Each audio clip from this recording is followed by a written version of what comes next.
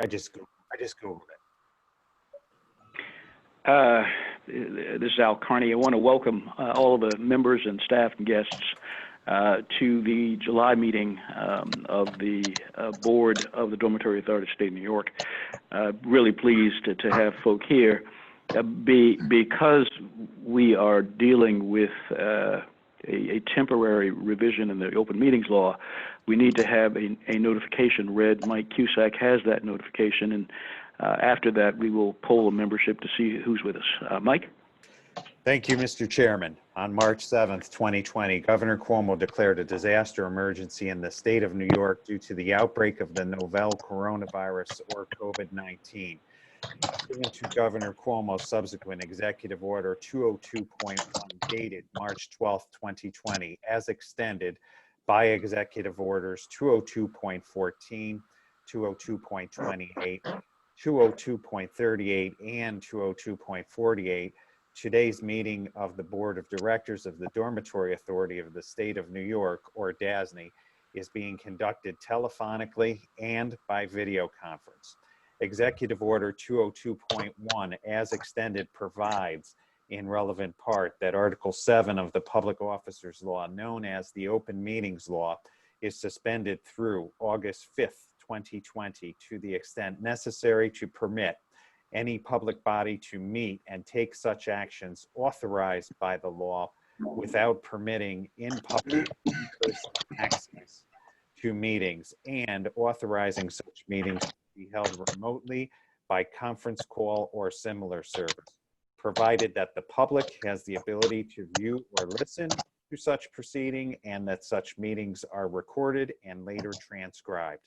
The location of today's conference call and video conference meeting of the DASNY board is designated as the DASNY headquarters, 515 Broadway, Albany, New York, where I am located.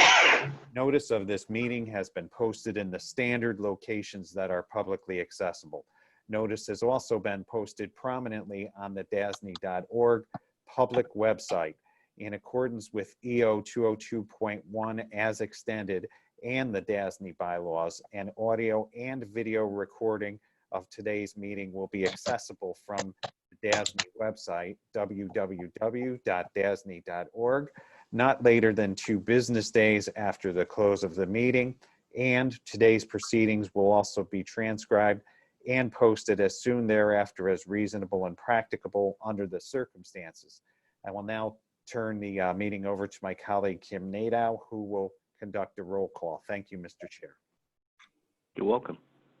Thank you, Mike. And before I start, I will ask the one person in the waiting room from the public to identify themselves before we continue on.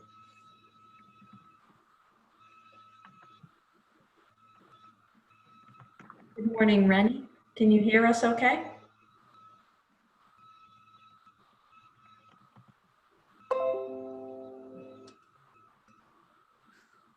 Good morning, Rennie. If you could please identify yourself so that the board members know who is in attendance. I believe you're on mute, Rennie.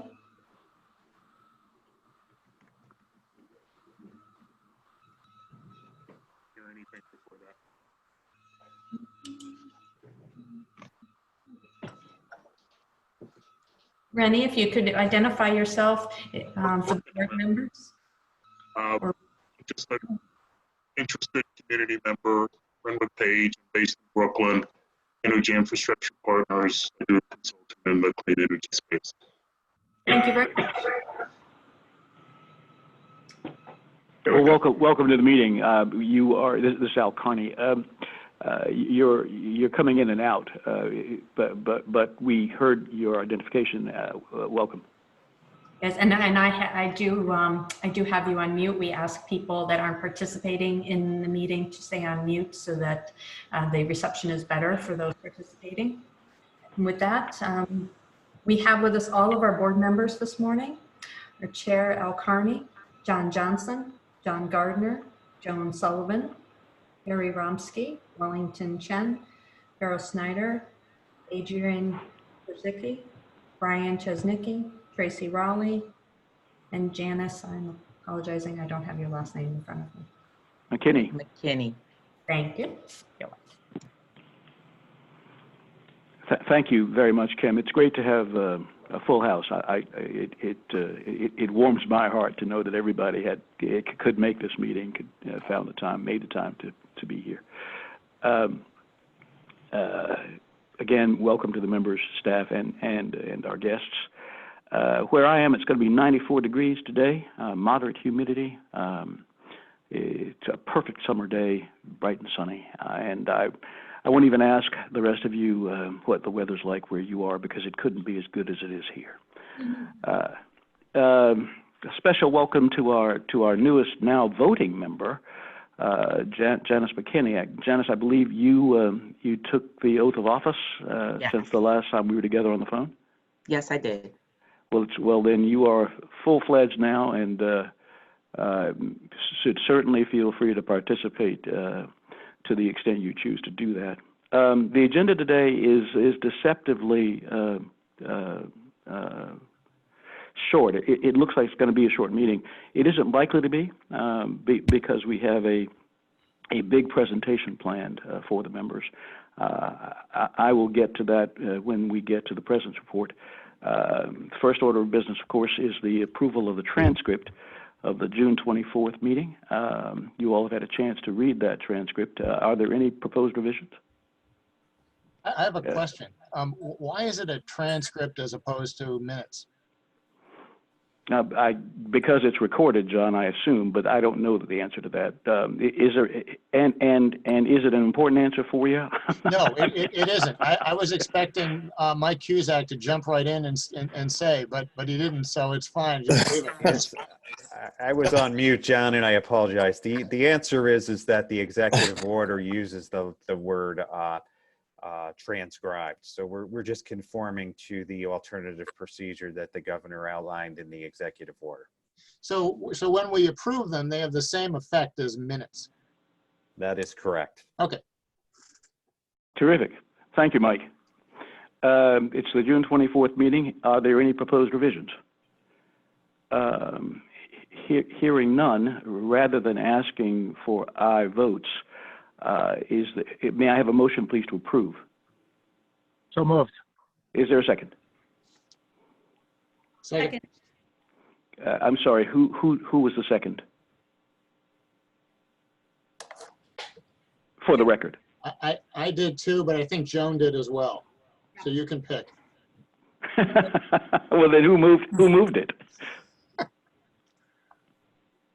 I have a motion by John and a second by Joan Sullivan. Outstanding. Rather than asking for people to indicate their approval with aye, I will ask the question, is there any opposition to the approval of the transcript as it appears in our materials?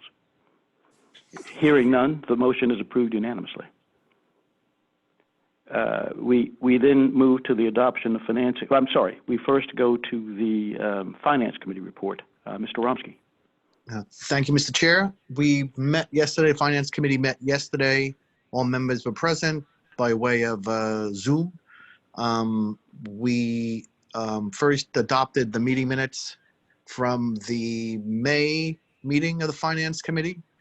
Then we advanced to discuss the St. Joseph's financing that's on today's agenda. And after some discussion and obtaining some additional information, we voted to recommend approval of that offering at today's full board meeting. We then advanced to discuss the Oceanside Library offering. We also unanimously recommended that be approved at today's board meeting. We then concluded by adopting the meeting minutes from the Finance Committee meeting, not of the May meeting, but of the June meeting, thanks to Mike's input. And then we adjourned, and that concludes my report. Thank you, Mr. Chair. Unless anyone has any questions or concerns, that concludes my report. Any questions for the Chairman of the Finance Committee?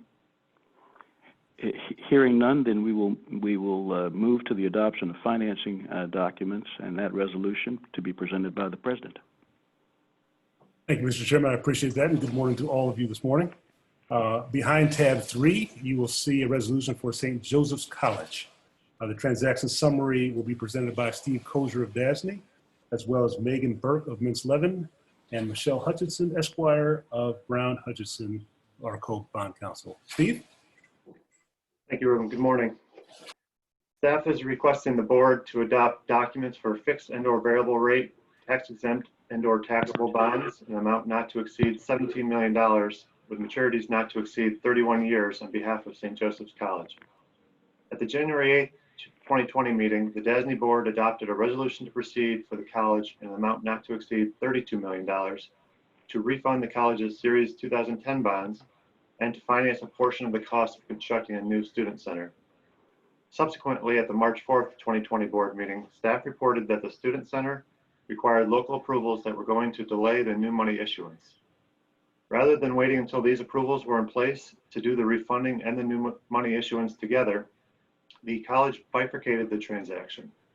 The board adopted financing documents for the Series 2020A refunding bonds at the March 4th meeting. The refunding bonds priced on June 9th, 2020 with a par amount of $17,175,000, and the bonds closed on June 18th, 2020. The local approvals for the new money project have now been received and the DASNY seeker action is completed. At the March 4th board meeting, staff indicated to the board that we expected the new money not to exceed amount to be $10.5 million. Since then, the college has elected to include as part of the proposed financing the construction and equipping of a pump station and sanitary sewer collection system project at the Long Island campus. This additional project is expected to cost approximately $4 million. The college would also like the flexibility to finance a larger portion of its new student center project than originally anticipated. An estimate of the sources and uses of funds for the Series 2020B new money bonds is attached to the transaction summary update. The par issuance is estimated to be approximately $14.9 million. When combined with the $17,175,000 refunding that was completed last month, the aggregate par may be in excess of the original $32 million authorization. Therefore, staff is requesting the board adopt documents with a not to exceed amount of $17 million for the Series 2020B bonds to ensure there are sufficient funds to complete the student center and pump station and sanitary sewer projects. I'll now turn it over to Michelle and Megan to present the documents.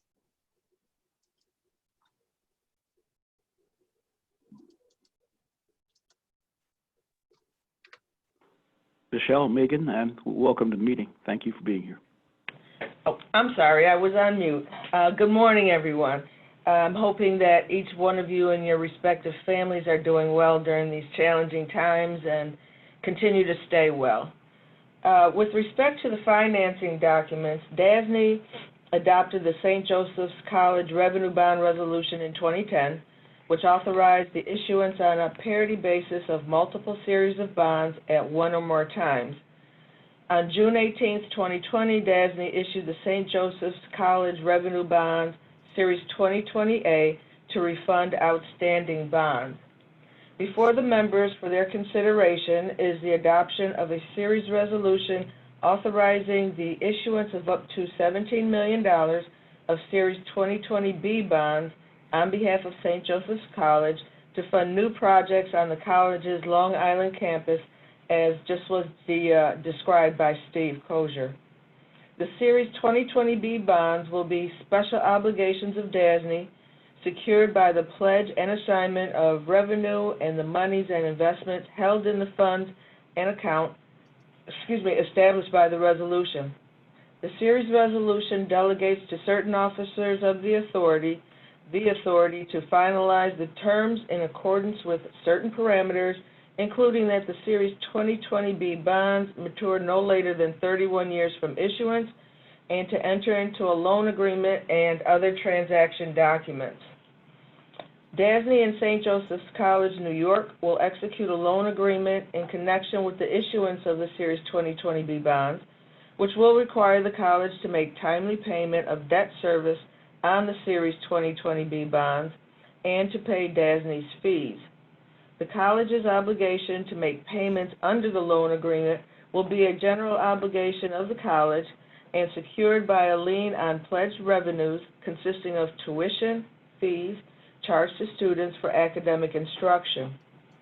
The loan agreement will include a debt service coverage covenant of 1.20 to 1 and will permit the college to incur additional indebtedness upon satisfaction of certain financial covenants. The college's obligation to make payments under the loan agreement will be secured by a mortgage or mortgages on certain property of the college granted to the trustee and DASNY. Both the loan agreement and the mortgage are assigned to the trustee with limited reservation of rights of DASNY, primarily with respect to fees and tax exemption of the Series 2020B bonds.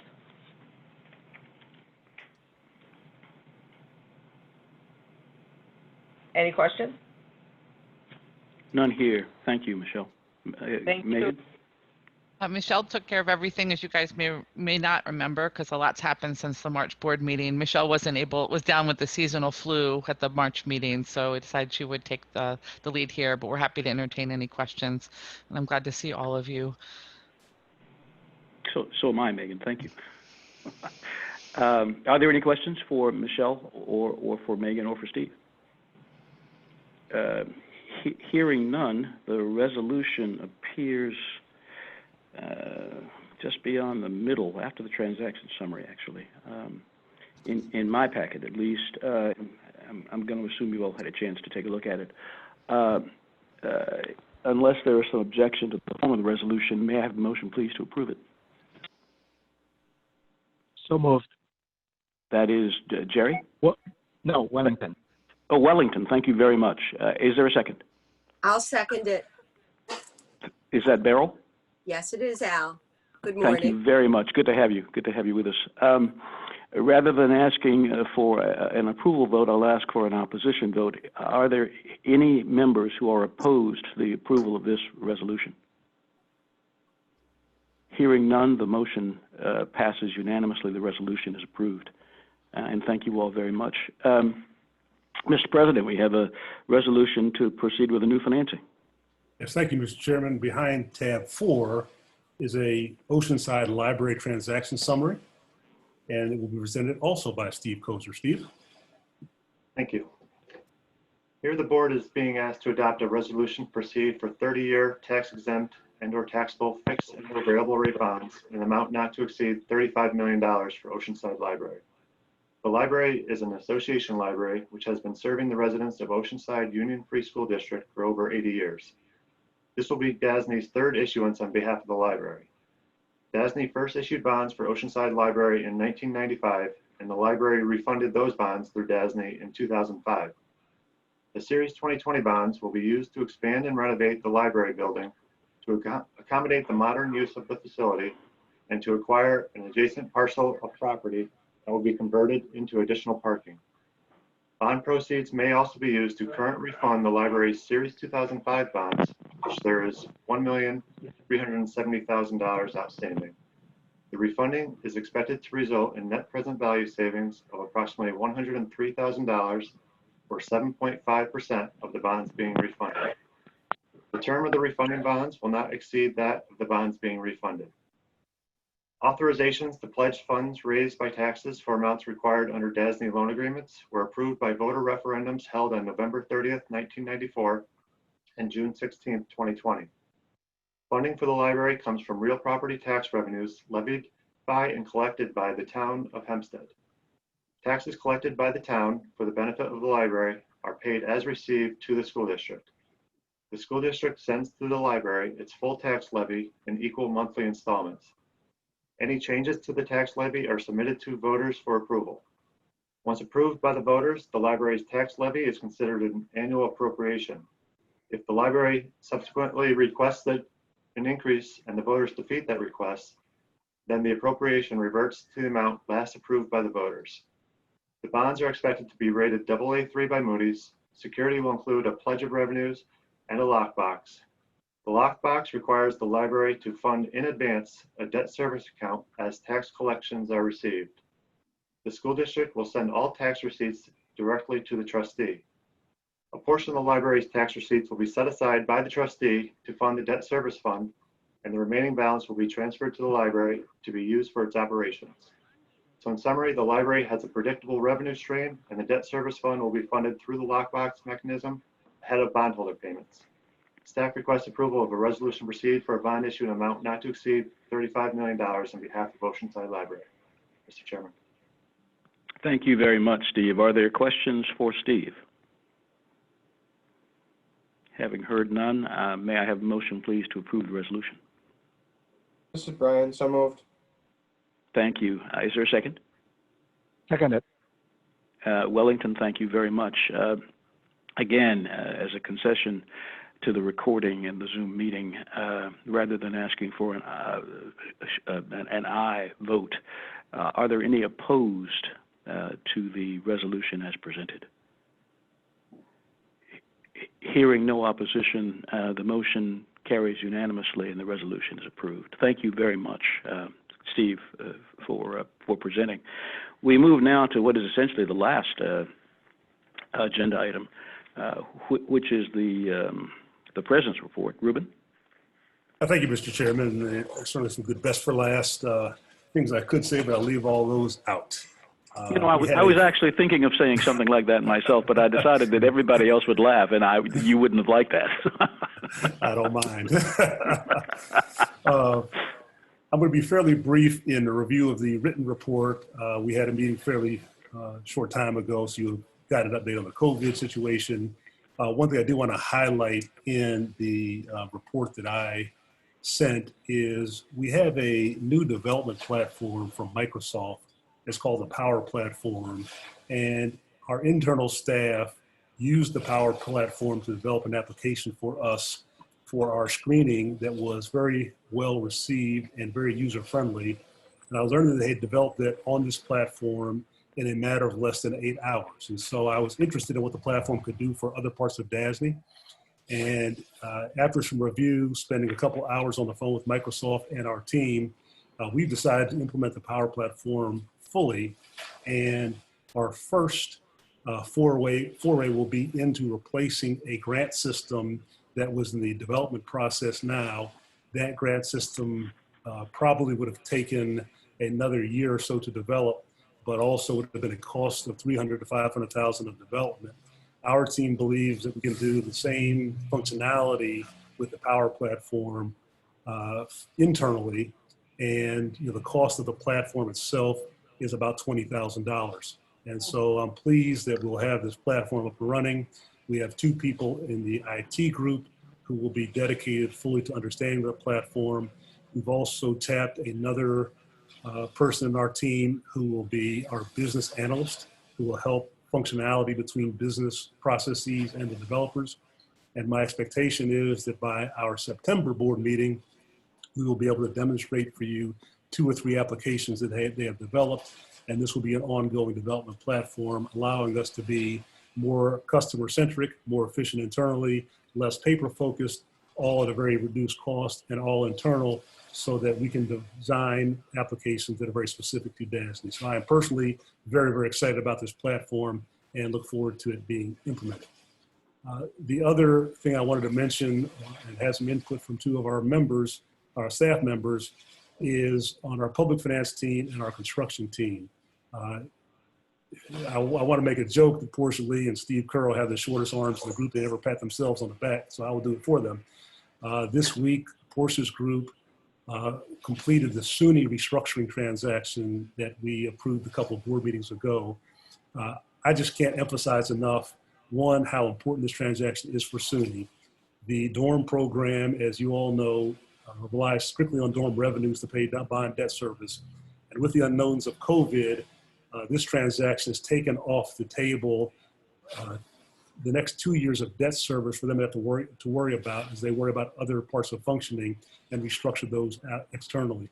That is a very difficult transaction. The team made it look seamless and easy. We got the ratings affirmed and a very successful pricing yesterday.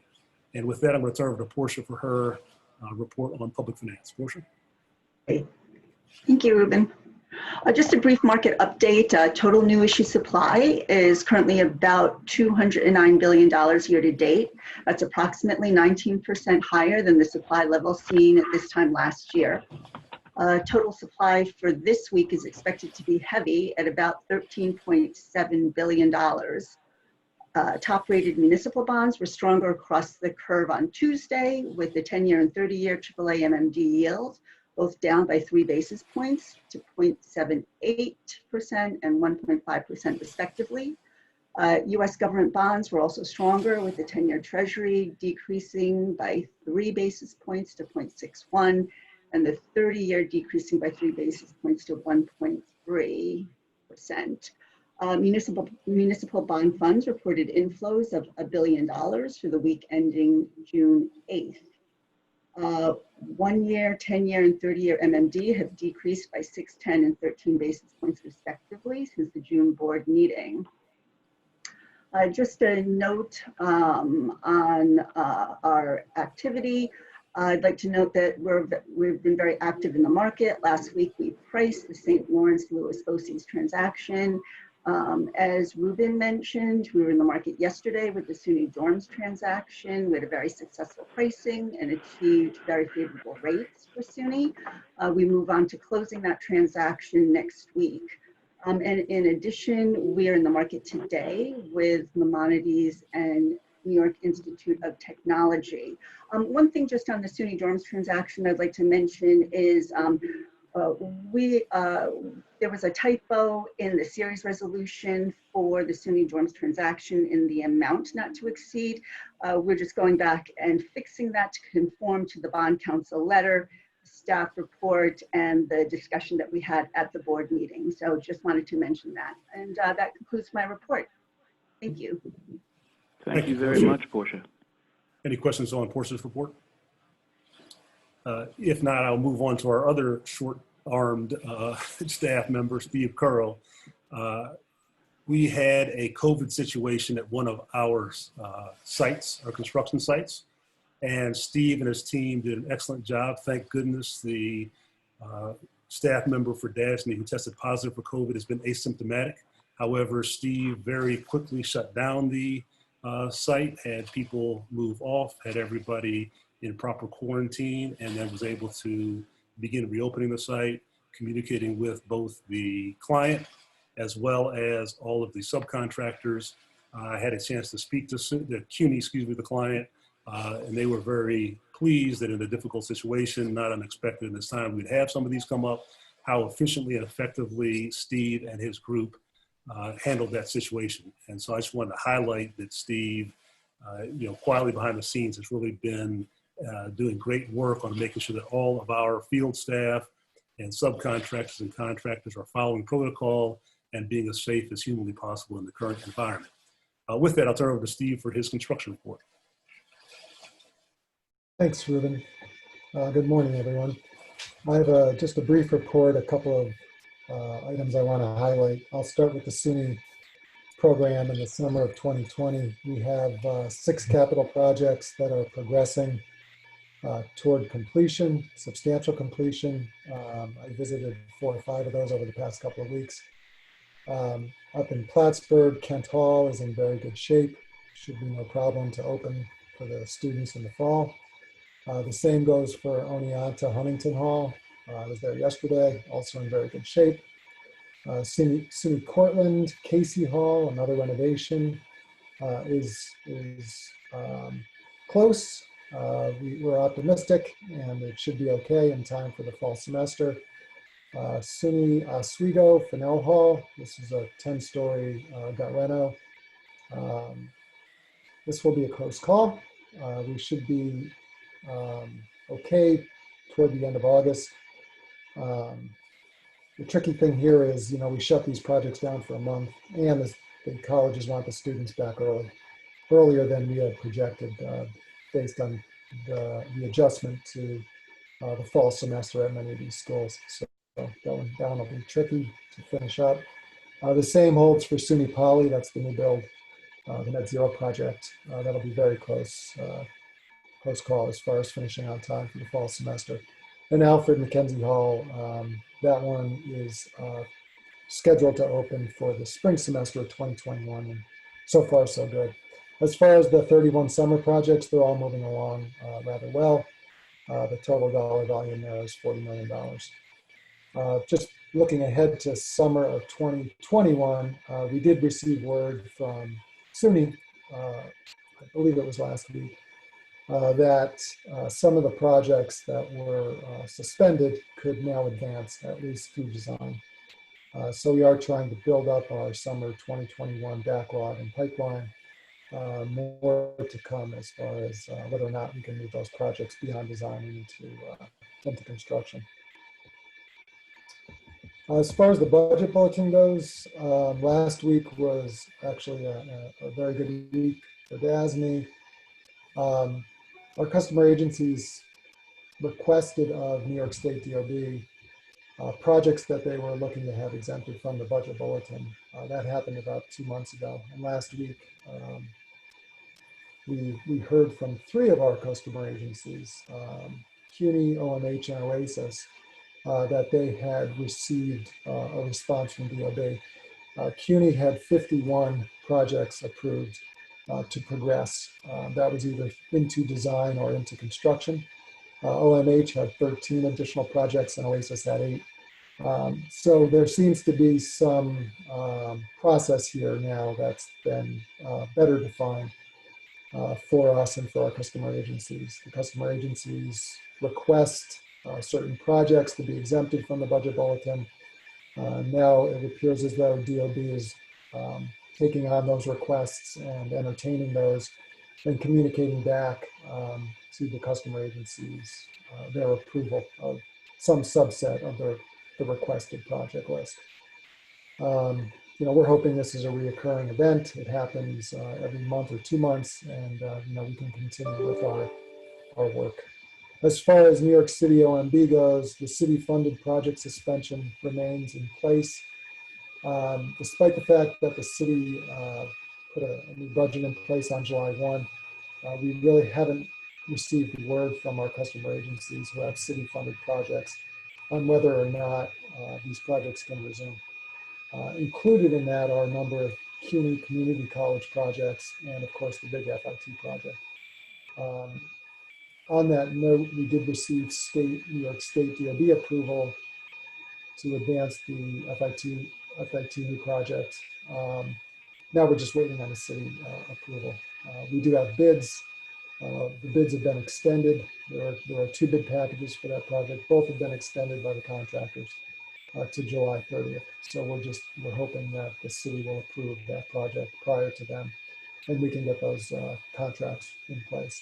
And just quickly to wrap up on some new work opportunities, we have reached a deal with West Point on 2 bridge projects. One's a bridge renovation project, the other is a bridge replacement project for design services for those 2 bridge projects. Took a while to get to an understanding between DASNY and West Point, but we did reach that. We had a lot of help from our legal group, Kay Edwards specifically, and Chris Ziemba. We're looking forward to getting on that campus and doing some work and hopefully trying to figure out how to move these projects into the construction phase. They have a lot of work there, and we would really like to take advantage of that. The other work opportunity that's come through is with regard to DCAS. That's the New York City Department of Citywide Administrative Services. We've had an existing MOU with DCAS for $5 million worth of work, which we churned through. They just added $50 million onto that initial $5 million work agreement. And we are now working up a new agreement that's in the $50 to $75 million range. So more opportunities down there in the city with DCAS. And lastly, Al, I just wanted to mention that I'll be meeting with the New York City Health and Hospitals Corporation on July 29th. They have a flood control project that they're interested in having DASNY take a look at Kohler Hospital.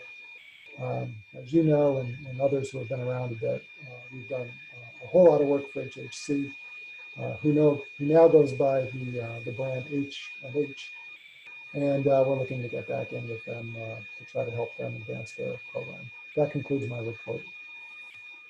Thank you, Steve. Steve, That's excellent. thank you. It's Al. I confess that a portion of your presentation was hard for me to hear. It was an electronic background sound, so I didn't want to interrupt. I did get, I think, the vast majority of it, but thank you very much for your presentation. Appreciate it. You're welcome. Mr. President, sorry. Great. Thank you very much. So the next item is to go over our 28 Liberty lease situation. What I want to do is a couple of things. One is I'm going to do something that I hate for people to do when I was on the board, so I'm going to apologize in advance. I'd like the courtesy of being able to go through the entire presentation. Jerry Robsky, Joan Sullivan, and our chairman, Al Carney, have asked some very specific questions along the way and been very helpful in formulating some of my presentation. And I'm going to try the best I can to answer all the questions that you have before you get to them. But we will then certainly have time for Q&A. So I'd like to do that at the end of the presentation. See how well I Mr. President, may I interrupt? Since I'm not going to interrupt the presentation, let me, a couple of things. One, the members will recall that this matter was actually on for a resolution vote today. I asked that it be taken off the agenda for a vote because there were things about it that I had questions about. The number was a big number, and I thought that it may be absolutely necessary that we engage at that level of investment.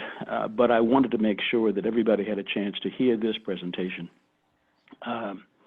and to ask questions at this meeting today. I also wanted to make sure that if there are questions that occur to the members, given our commitment to this project and the importance of this project, that members have an opportunity to think about what will be said today, and then to, if you have questions or comments, respond to the staff accordingly. So we're not voting on this resolution today. What we're doing is hearing a presentation. Mike Cusack is going to organize around a telephone meeting, a call during which we will be asked to approve a resolution that may be the same or may be different, depending entirely on what it is that we all hear today. That will happen relatively soon, trying not to violate the August rule that we don't have a meeting in August anymore. Somebody will be in touch with each of you to see when you have some availability to organize around a telephone call to vote the resolution as it will be presented later. Ruben, that's all I had. Thank you, Mr. Chairman, and that's a good setup. What I'm going to do is... Could I just take one moment? We have one more person in the waiting room that I haven't been able to identify. It might be one of our additional participants, if I could. It's probably Amber Kim. Again. I should be on the call now. Can you hear me? Yes. Oh, Amber, okay. Thank you for joining us. I have another number. Let me just admit this person. It's probably Jerry. I'm sorry. Who is the person who's just joined the meeting? It's Carney. Yes, the person at phone number 518-588-9309. If you could please identify yourself for the board. This is Janine Taft, Senior Interior Designer. Good morning, Janine. Morning. And thank you for joining us. Sure. So as you can hear, I brought my 18 backup to help me with this the Q&A component of this presentation. I've got two people from our design group, and Mike Stablis and Jerry Cohen from our construction group have all been involved intimately in getting us to this point. And so if we get into very detailed questions, I wanted to make sure that everyone who could answer those questions was available for the board. Of course, Paul Koopman is organizing this, and from a high-level perspective, I think can answer everything as well.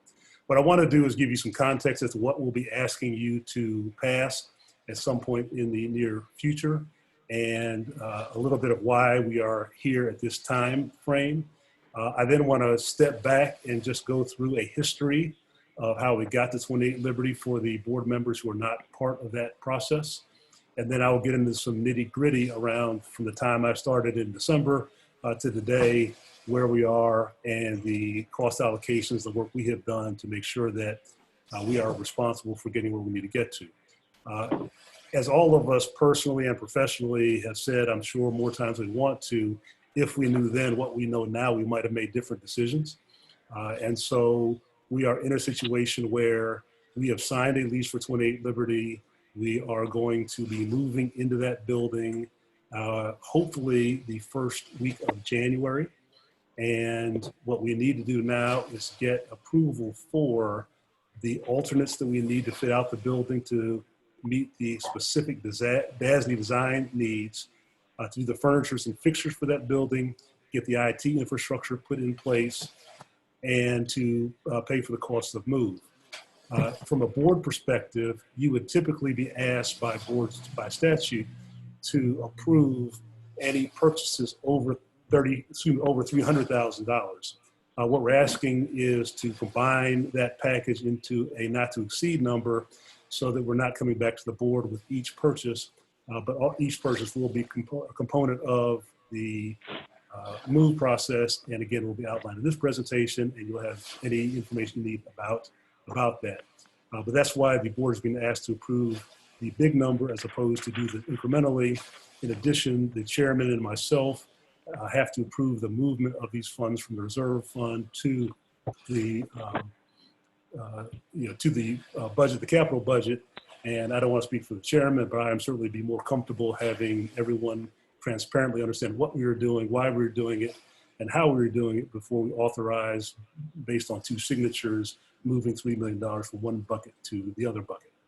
So that gives some context as to what we're doing and why we are here. I want to go back and give you some history for those board members who've not been here.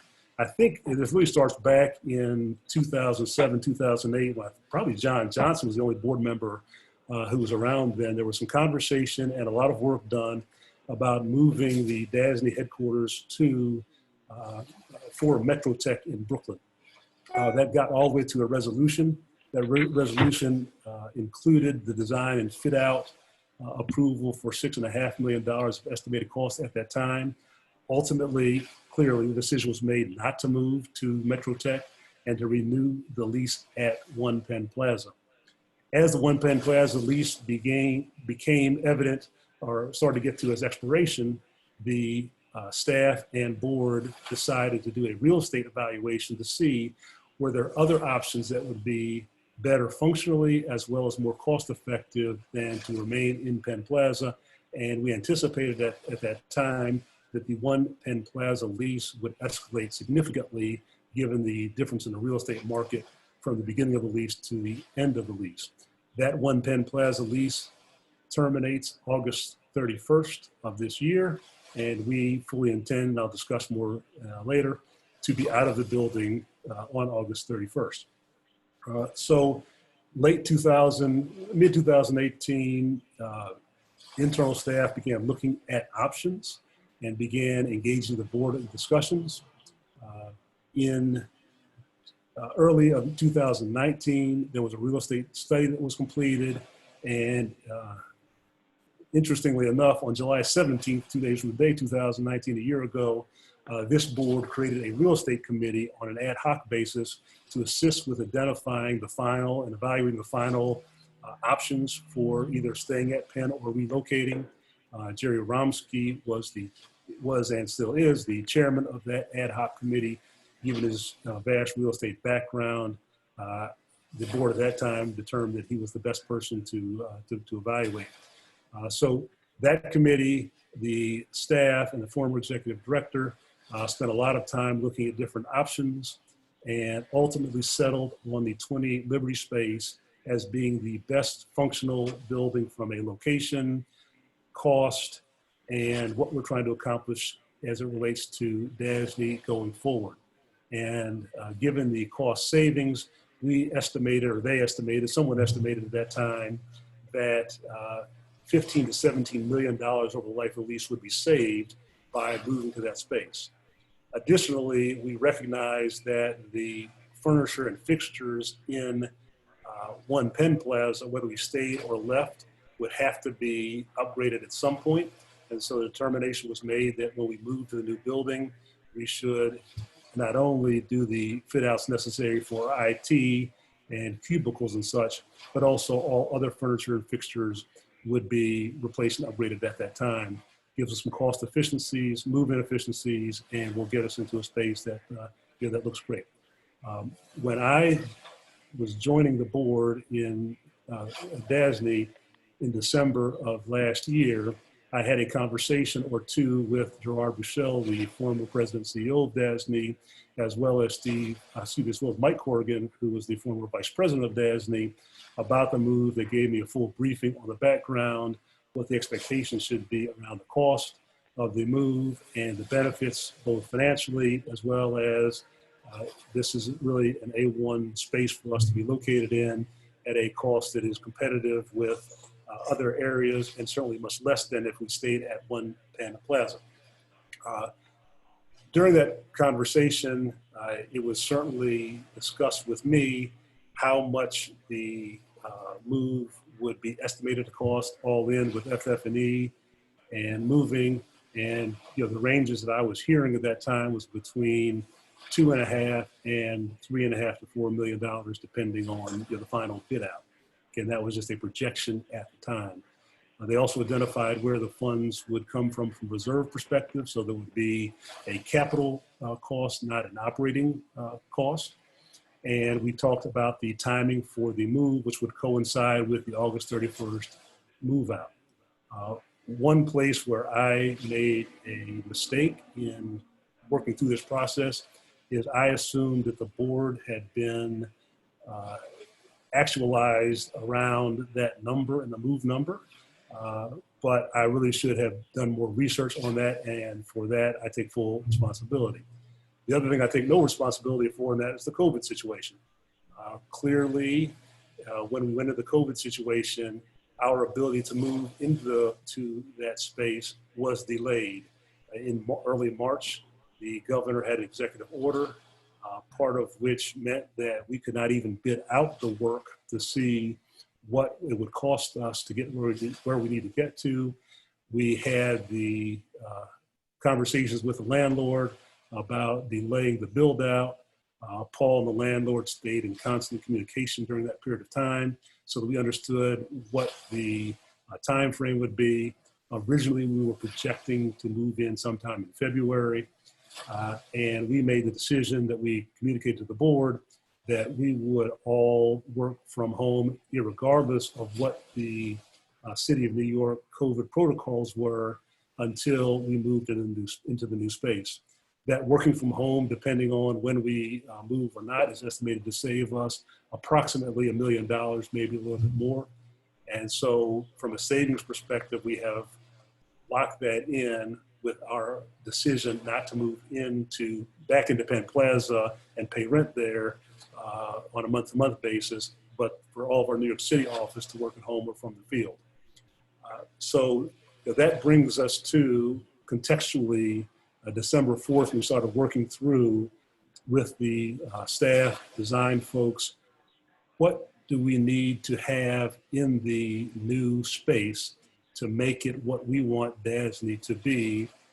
And so we met with the interior design folks. I spent a lot of time going through the design layout and approving that. Of course, our design team did all of the background work. They also presented to me all of the furniture and fixture options. They did a great job of giving me the high, middle, and low grade of everything from chairs to desks to partitions. And we as a group made a determination that in the public spaces, the boardroom and some of the exterior spaces, we would move more toward the high-end finish out so that it would look nice for our clients coming in. And certainly as a construction and financing entity, we feel like that front face is important to us. But we agreed that on the back end, we would be in the low to mid grade on the various components so that we would be responsible from a cost perspective. We also asked Mike Stablis and Jerry Cohen, who again do this for a living, and I can't tell you how great it has been to have a staff that does this day to day, so I'm not relying on external folks that don't have our best interests at heart, to review all of the alternates and upgrades. When we talked to the landlord about what they would provide, they gave us a baseline building that is comparable with everything else in the building. And we are responsible for and agreed in the lease that we would be responsible for some specific build outs that would assist DASNY in our execution. And I'll discuss some of those specifically in a moment. But we're calling that the alternates. It's kind of like you buy a base home and then someone asks you want to upgrade the counters, you want to upgrade this, you want to upgrade that. So Mike and Jerry and Paul did a great job of reviewing all of the alternates that we believe are necessary from a design perspective to get this office building to be where we need to be functional for DASNY, to live a useful life for 15 years, something that we'd all be proud of, but also would be responsible as we need to be as a public agency and public entity. And I can't thank them enough for the work that they did. We got all the alternates. We presented our wish list to the landlord. The landlord, who's also building out 4 other floors at the same time, bid out all of the work. And when the alternates came back, we had approximately $1.1 million all-in alternate cost. Then Paul, Mike, Jerry, and I, and others sat with that spreadsheet and went line by line on what alternates we wanted to put in and which ones we wanted to take out, trying to balance fiscal responsibility with making sure we had a building that would be functional for everyone. And we spent a lot of time going through those details. And again, I'll give some examples, but Mike and Jerry can answer any specific questions you have about the functionality of things. I can tell you that I am frugal. Paul's almost to what I would call cheap. And so we had some real discussions about what should we put in, what should we put in, what should we pay for, what we shouldn't pay for. And I think we landed in a place where the alternates, for the most part, are fully functional alternates. There are a few alternates that are nice to have that I think will be good additions, but we took out several alternates that, again, would have been nice to have and good for functionality, but we believe just weren't responsible from a cost perspective, because we were now looking at this in a post-COVID situation as opposed to a pre-COVID situation. And so, we did that on the alternates. I mentioned to you, we also went through the entire furniture. And then we also have, a big IT operation. The decision was made that we did not want to have redundancy in New York City, in the New York City office. So our redundancy is located in our Rochester office. However, we are a fairly tech-heavy office, and we intend to be more tech-heavy as we go to less paper and more technology. So the IT group was working through their requirements of what they needed, both as it relates to things like wiring and racks and just physical infrastructure for the technology. We also looked at the building to make sure that the building would give us protection, maybe not belt and suspension, but certainly a tight belt with a good clasp to make sure that if something happened in the building, fire or other tragedy, that our equipment would not be damaged. So we added some additional HVAC and some specialized fire protection. The building landlord has assured us that we're kind of middle of the road on that from a risk perspective. We're not fully protected as one might be if we spent another couple $100,000 to do it. However, we are certainly not at the low end where we just have sprinklers in the system and hope for the best, because I don't believe that hope is a good management strategy. So the IT components of this input are also included in what you see in your presentation, and they did an excellent job. And Paul and I also went through the IT components line by line. Neither of us are IT experts, but Ann Andrews, who is an IT expert and is on the phone with his IT for us, walked us through the what's and the whys of each of the components. And I am very comfortable that this will be an IT functional building that meets our needs, but it's not excessive. Some of the equipment in the IT in New York now will be reused. It will come to Albany and go back. But some of it, there was one piece of equipment that's some 30 years old that clearly will not be reused. So What Ann's group is doing is moving all of the technology that is movable to the Albany office. They will evaluate it. They will make whatever modifications they need to make and have it sitting ready to move back into the One Liberty space. The move out of the Penn Plaza is beginning next week. And what we're doing there is we are having all of our employees come in a COVID safe environment with boxes where they will box up their work papers and all the things that are DASNY centric. That will be left in the office. They will also have boxes to box up their personal items. They will have to take those personal items home with them. We will then have a moving logistics company move all of the boxes into a storage facility that will sit until we're ready to move into into 28 Liberty. And then the remaining furniture and fixtures will be broken down, and OGS has a process for excess and old, if you will, furniture from the state. Someone will evaluate that furniture. If there are things that can be utilized by nonprofits or other places, they will do that. Quite frankly, the cubicles that have built-in desks have probably outlived their useful life, but the OGS will make that decision for us, and we will be promptly moved out. All of the furniture that could be utilized will be utilized. The one piece of furniture that we are going to continue to use at DASNY is the desk chairs were actually purchased about 4 to 5 years ago, and most of them are in reasonable shape. So we're going to move those back up to Albany. We'll have staff evaluate those chairs, and those will be used as overflow and replacement chairs for the Albany office, so that we are utilizing all of our resources to the best possible as we move out of Penn Plaza. And so I feel very comfortable that we are being responsible in that way. So once we get moved out, then we have to look at, we have the alternates, we have the furniture and fixtures, and we have the IT infrastructure.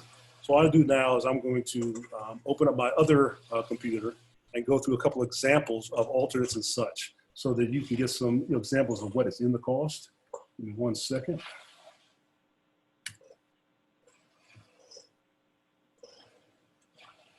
While I do this, just for the record, John Gardner are the only 2 people that have 1 computer for viewing and 1 for working. Mm-hmm. Go to the spreadsheet. So the total alternate costs is approximately $775,000. Again, that's in the presentation that I sent you, and it includes various components. But I'll give you some examples of things that we felt we needed to do from a safety perspective, as well as some examples of things that I think are nice to have, although we can argue whether they are necessary to have. And then some of the things that we would all probably conclude are necessary to have. So for instance, in the server room, we're spending $86,000 for a sprinkler system that will not damage our equipment in the event of a fire. As all of us who have been in buildings know, sprinkler systems are based on heat per floor. And if for whatever reason a fire in one place on the floor, typically all the sprinkler systems on that floor go off, and it can be a very damaging component. We also, as you may recall, had a coffee component on our 5th floor in Albany that caused significant damage when it started to leak and trickle down floors and floors below.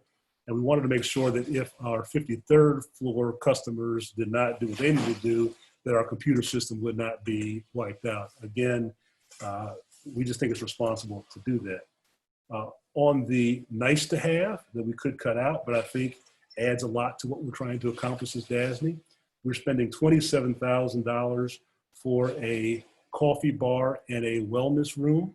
The wellness room will have a sink in it. The wellness room is really designed for our mothers who have special needs and need some privacy to take care of business they need to take care of, and for other members of the staff who may need some privacy. We do not have to have a sink in the wellness room. But as you know, as a father, I can only appreciate having a sink, and that privacy is something that is, is something we should be doing. The coffee bar will allow our receptionist to provide our guests and boardroom with coffee and refreshments and such as they wait and are in the boardroom. Because of the physical layout, if we didn't do it off of the reception area, the receptionist would have to leave the area to go to satisfy that. And it would take approximately 3 to 4 minutes to walk over to the kitchen, which is again located further from reception than our current kitchen is, to satisfy that. And so when I'm thinking about 15 years and $27,000 for those two combined, I felt like while that is not a necessity, it is something that we should do from a building perspective. I questioned whether we should have 4-inch molding around the bottom of the floor versus 2-inch molding. It's not a very expensive change, but Mike Stablish and Jerry Cohen assured me that over time, with all of the cleaning that's done in the building and as much as people come and go and scuff, that we would appreciate that over time having those types of upgrades. So again, we spent a lot of time going into detail. I originally was going to have a television in my office so that I could monitor the news or whatever other people monitor in their office with TVs. I personally don't do that. If I need something, watch a assembly or whatever, I do it on my computer. And so I made the decision not to have any television hookups in my office and those monitors out of my office. We also eliminated some touch screens. We have some touchscreen monitors in our larger conference rooms so that when we're doing group presentations, we have great technology to do that with. We had originally thought about having touchscreens in more conference areas, but we decided to take those out. We thought it was expense that we should not be affording at this time. And so we went from 1 million and change down to the $700,000 that you see. And I continue to push us on making sure that we're not spending anything that we don't need to spend. So I feel very comfortable that we have done the work. I'm very pleased that Mike Stablish and Jerry can look at this information, like the HVAC upgrades and such that we need for our cooling system in the computer area, as well as the south side of the building. They were able to let us know that HVAC makes sense. It's the right BTUs. It is a reasonable cost. It is not a Cadillac. And again, if we didn't have them on board, I would have had less confidence in our ability. So I feel very comfortable with those numbers. And after I finish my presentation, if people have specific questions about the $700,000 and change for the alternates, Paul, Mike, and Jerry are available for us to go through those questions and get people's questions answered. I can tell you that we had a conversation with Jerry and Joan last evening. They have both received the detail behind this information. Jerry has requested some answers, which we have given him, and some which we are working on to make sure he is comfortable from a real estate perspective that the various components are in place. And so I think that as best we can do, given that we don't control the bid process, we will be fine from a cost perspective and an alternate perspective at this level. We'll be happy with the building that we ultimately receive. On the furniture, we're using the state procurement process. So we've estimated all these costs based on the procurement catalog. We'll go back through that process. So we will know that on the furniture and fixtures, we will get the best prices and the state negotiated prices for all furniture and fixtures. And our team, again, we've got the two design folks here on the call. They can answer any questions about the furniture and fixtures, but I'm very comfortable that we have a nice looking modern office, but it is certainly not high-end, extreme, or extravagant. I think it gives us a good balance of being able to present something that makes sense from DASNY's perspective and our customer perspective, without people feeling like we've gone overboard and without us being irresponsible with funds, because I think that is our fiduciary responsibility. So we have those people on board to have conversations about that. And then on the IT side, I described to you the IT components, and I'll just give you some. So the data center for IT, as you can imagine, takes some excess cooling. Those cooling units combined are about $225,000 of the cost.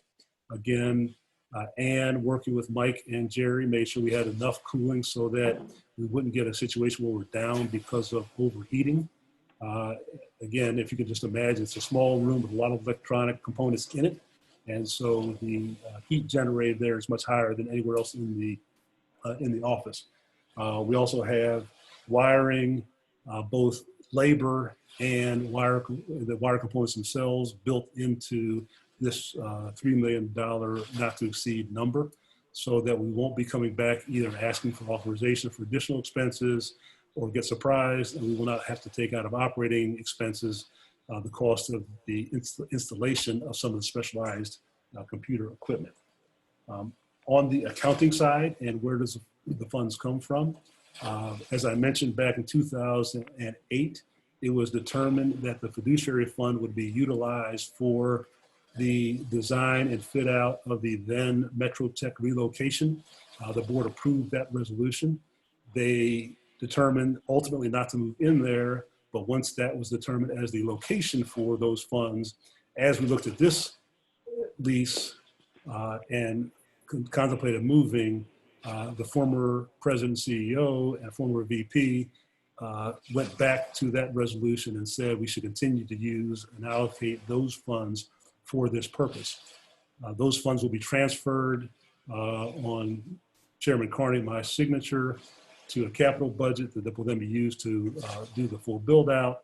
And then going forward, we will be depreciating all of the assets on our financial statements and budget going forward, so that we'll be absorbing those costs over the life of either the lease or the useful life of the component, whichever is shorter. And we've talked to Kim Nadeau about this. We recognize that we could have put a footnote in the operating budget that this was going to be something that would be expensed in the future. As a practical matter, because we're moving in so late, there'll be very little depreciation that we would accumulate in this year. We didn't have any understanding at the time what the specific costs would be and which could be depreciated, which could not. And so anything we put in that would have been a guess, and again, a small number at that. And so we did not put it in the operating budget, but we will not have operating expenses that are utilized for the physical move itself. That will be allocated over the life of the lease transaction. So I'm very comfortable with how we're handling the accounting component of this. From an overall budget perspective, as we go through this unprecedented time, I have spent a lot of time, not just on this project, but overall evaluating where are we on construction fees and revenues, where are we on public finance fees and revenues, what are our expectations for payments. When things started in March, April, we had a lot of uncertainty around that. I am pleased to report that DOB and other agencies have paid our bills on time, and that has been helpful in our cash flow.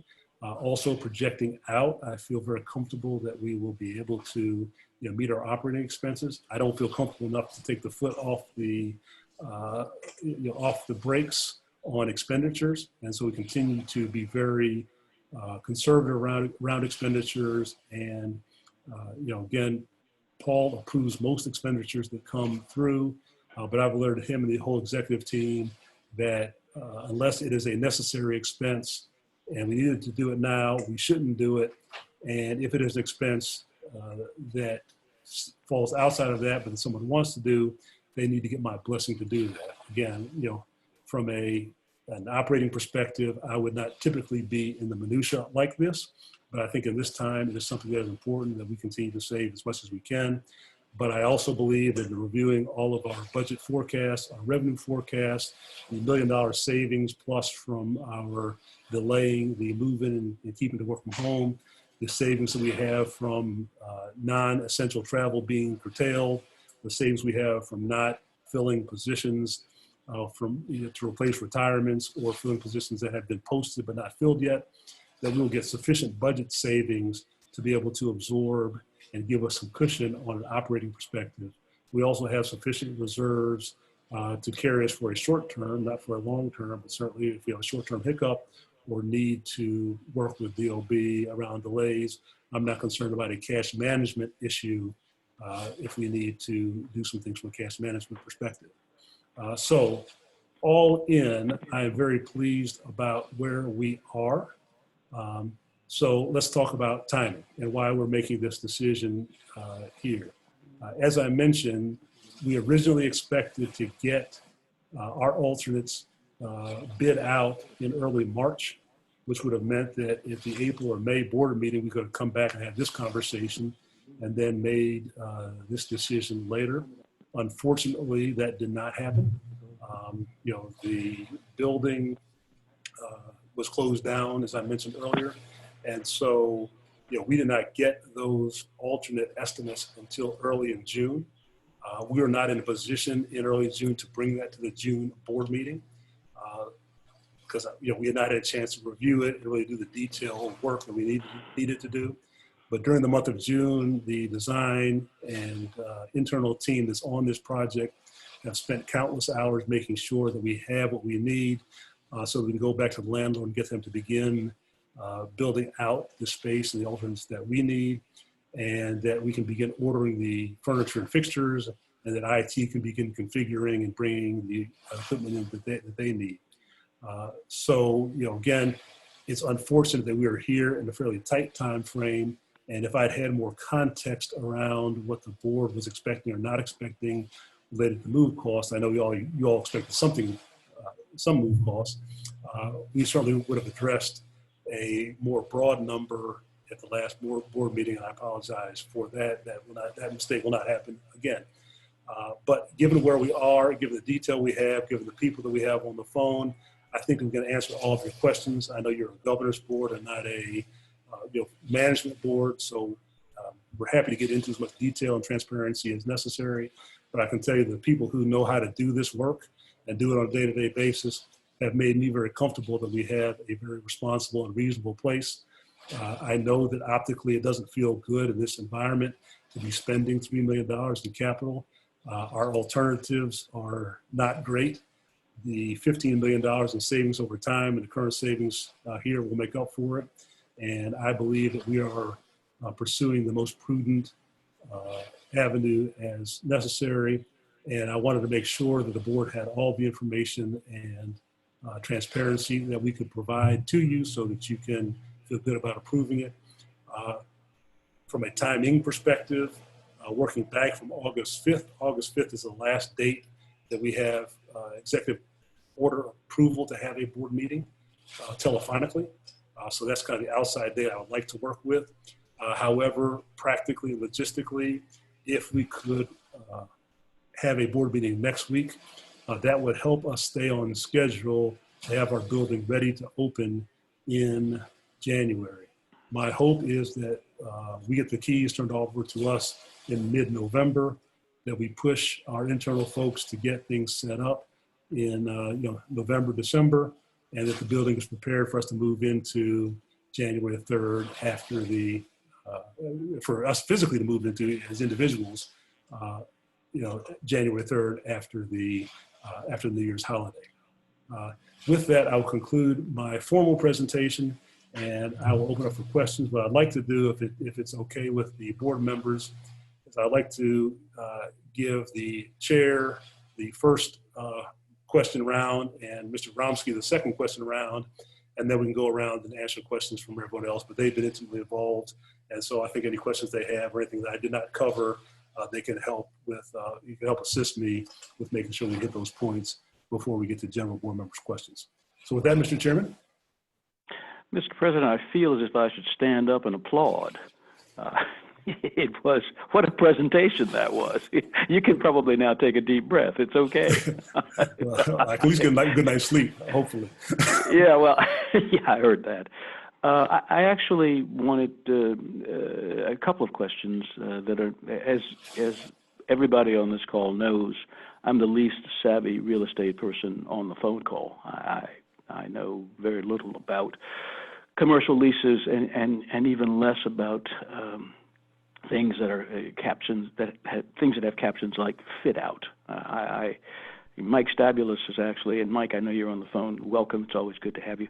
Has actually helped me to learn a little bit about that, questions that I've had to ask him, and things that I've learned from Paul as well. But my first question actually is about the fiduciary fund. How do we come to have it? What's in it? It's a reserve, I know.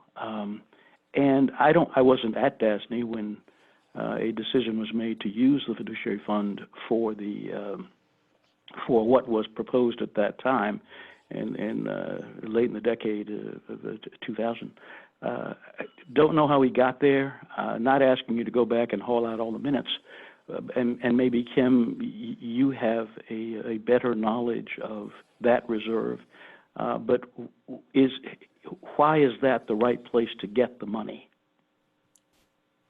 Al, I'll start. I'm going to let Kim jump in, and then if Mike Cusack has any legal components, he will chime in.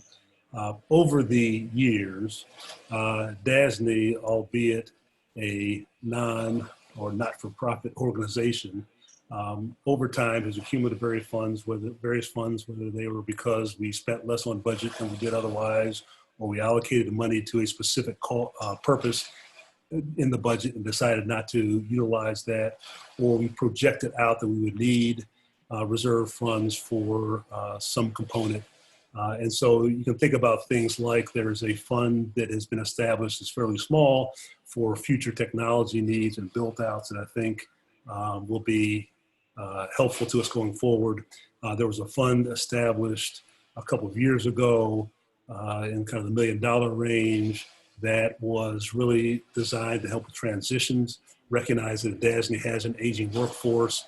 It was determined that we might need to hire some people who were duplicating functionality of someone else while that person transitioned out, so that we wouldn't have, to use an easy example, if Portia left tomorrow, we would want to have someone who had spent some time at Portia's knee for a year or two to be able to take her place. And so we had a reserve fund set up for that.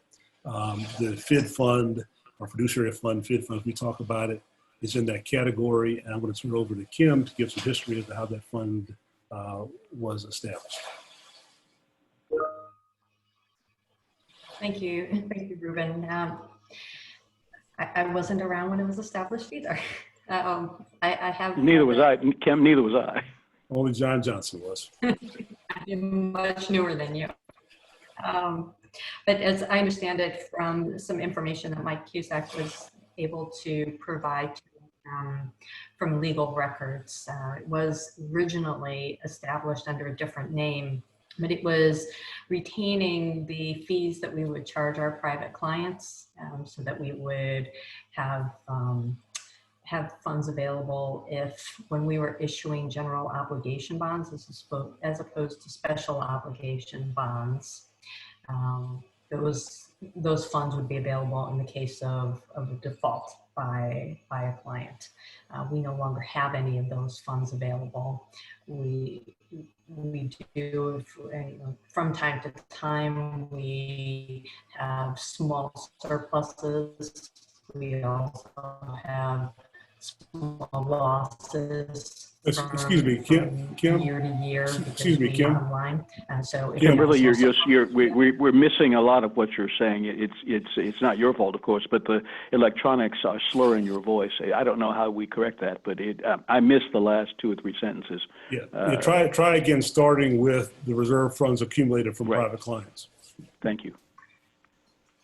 So we have the reserve funds that we're accumulating. We no longer have general obligation bonds, so we don't have the exposure that we used to have in the event that a private client defaulted on any of their bonds. When we have either a small surplus or a small loss through our annual operations, as you know, we try to achieve break even given the public benefit corporation status that we have. So when we have a small surplus, we put those funds away for a rainy day, as it were, for those years where we have small losses. over time, we have accumulated what you could think of as some level of backstop for unexpected costs, so that when something like this comes up and we don't have money in our reserve for replacement, the other reserves that Ruben was mentioning are specifically allocated for very specific purposes. We can't access those funds based on the board's allocation to those reserves for other uses. So this provides us an opportunity to be able to fund costs like this that is otherwise very difficult to obtain this kind of funding within our normal operating budget or our typical reserve for replacement. Thanks, Kim. Mike, do you have anything to add to that? And Mike, you're on mute, so unmute yourself. Thank you, Ruben. I'll just add a couple of simple, quick points. While we're a component of state government, it's important to remember that DASNY is a corporation.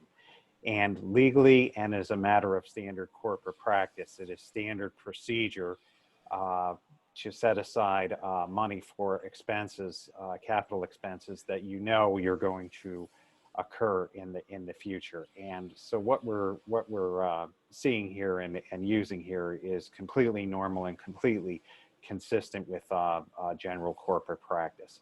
The second point that I will add is that the fund included in its original purposes the reservation of funds for exactly this type of a capital expenditure, meaning normal office operations and replacement in kind of furniture and fixtures over time. The original purposes that Kim mentioned are no longer accrued for, and those funds no longer are there. But some of the original purposes, such as the corporate purposes we're talking about today, carry on. And I would categorize it as normal and prudent corporate planning. Thank you. And then not to call out Paul Koopman as the only person on staff who actually was here back when this was an issue. But Paul, do you have anything to add to that, given your historical perspective? Everything everyone said is consistent.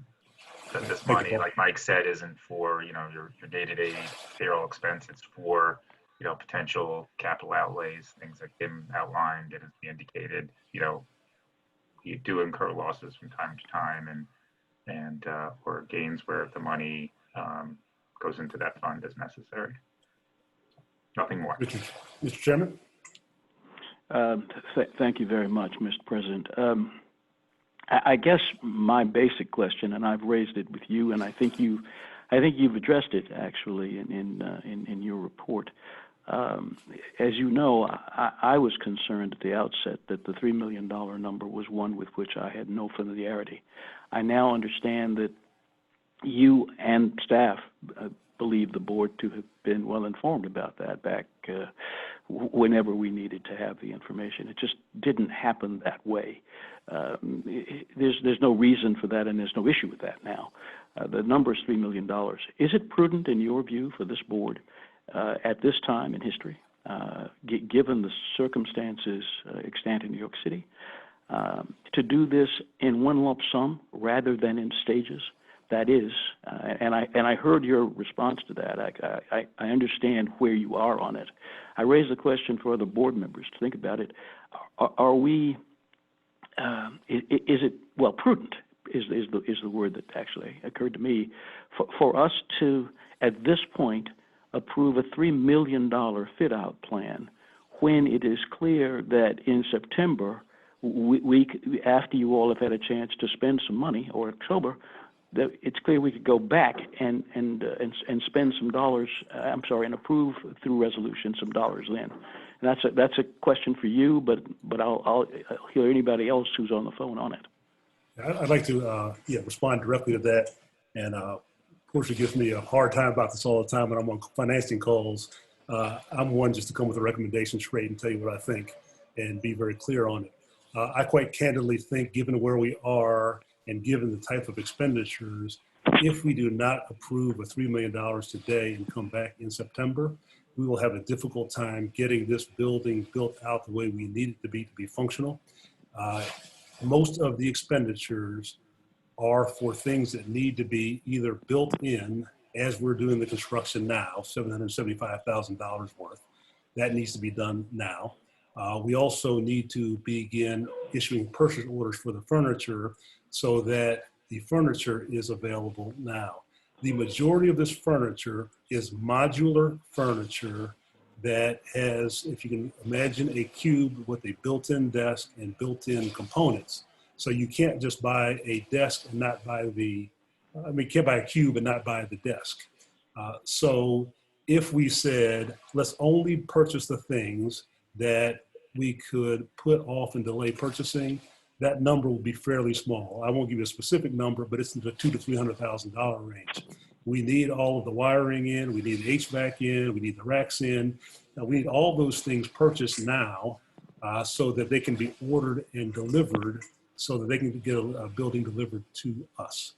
So I recognize that it is a large number. I don't think it's responsible to try to do half the floor and then do the other half. I think we must have the COVID-friendly cubicles. We added 18 inches to each one of those at an expense, but expense I think is more than prudent given the current circumstance. And Absolutely. so if this board does not approve a $3 million number, we would need to, as a board, you would need to dig into the detail and tell us which items you thought were better purchased in September versus now. And having done that exercise myself with Paul and Mike and others, you would come back with a $200,000 to $250,000 number. And so, my recommendation strongly is we need to give the building authorization to spend the $775,000 for the build out. We cannot come back in September, October and do that. We need to give our design people the authorization to begin the process with the state procurement office to procure the cubicles and desks and such so they can be installed so that we have a chance of getting moved in by January. And we're doing all of this at the same time of construction as opposed to in a piecemeal basis. And while I'm sure I could press Ann a bit on some IT that we could come in with later, we do need the base IT, the wiring, those things to be ordered and installed. And as we sit here in July, we would be really pressing to get all of that in. While we could purchase that at a later date, we would be pressing to do that if we delayed this decision until September or October. Given that we have the funds available to do this in a place that I believe is a responsible place to take this from, and given our timing, as I mentioned from the very beginning, if we knew then what we knew now, we might make we might make a lot of different decisions. But given where we are, I believe it is more than prudent. I think it's the responsible thing to do to move forward with the $3 million now. We will monitor and stay on top of it. We can report back monthly, weekly, whatever you'd like to do on the actual expenditures as they come. But I believe that we will all be better served by making those decisions now and not having to come back and forth. I know that all the board members would be willing to meet on a more consistent basis if necessary. But again, from my perspective, having served on a board and looking at this from what board versus management, I believe that this is a prudent decision for us to move forward. And I think that July 15th, 2021, we'll all be glad that we did. We'll be happy we have this building in place. And I think from a cost perspective, this is the most prudent way to proceed. Thank you very much, Ruben, and I wanted to get all of that on the record. Thank you for taking the time to do that. It may be that I'm pinching my own pennies because this is tax day, and some of us have to write checks. So it is what it is. I don't have any further questions, Ruben. I took a lot of notes while you were talking. I may have some questions later on. Thank you for giving us all the opportunity to ask those questions in our own good time. Appreciate that very much. John Gardner has a question related to this. I'll ask John, you can answer that question, and I'll move to Jerry Romsky. John Gardner? It's the reason I'm trying to sort of get it in is that it's really a follow-on on Al's question. And I note that, if we knew then what we know now, we obviously would do things differently. But I also note that the world is doing things differently rather dramatically in light of what we know now. So let me ask, this is a two-part question, but one part leads to the other. I have the impression that our New York office is where we can meet with clients. And since most of our construction is in New York City, it's where we can oversee construction. So I'm going to ask the very basic question.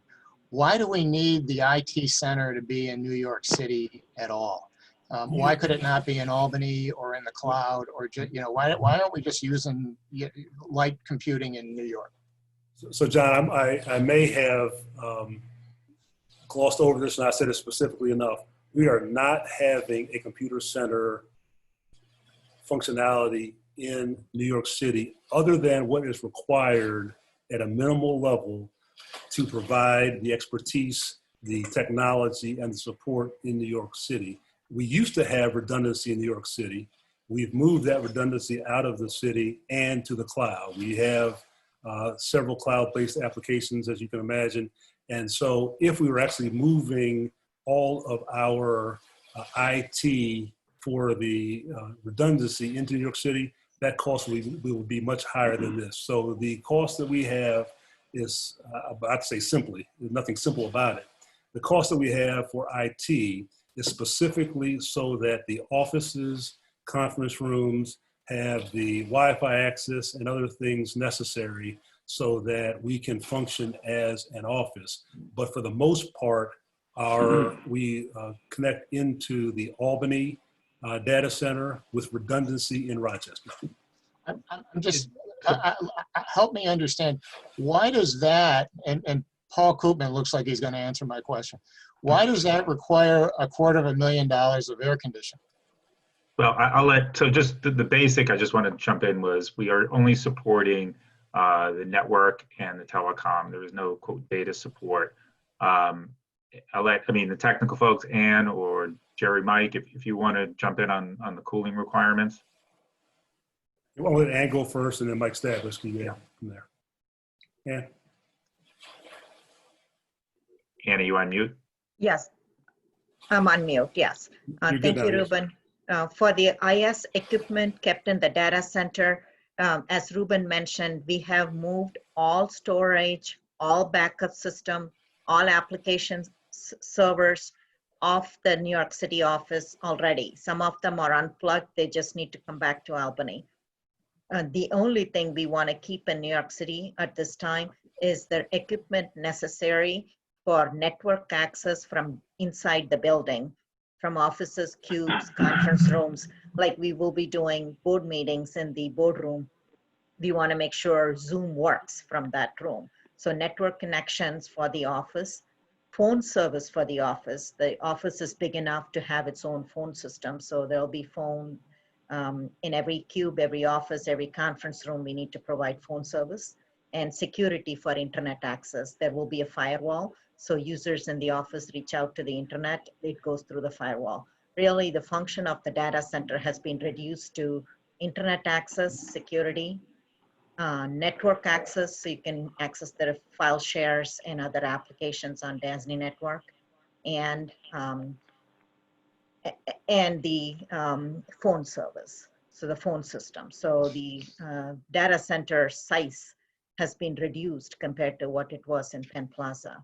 The AC requirement for the new data center is lower than what we have in Penn Plaza as well.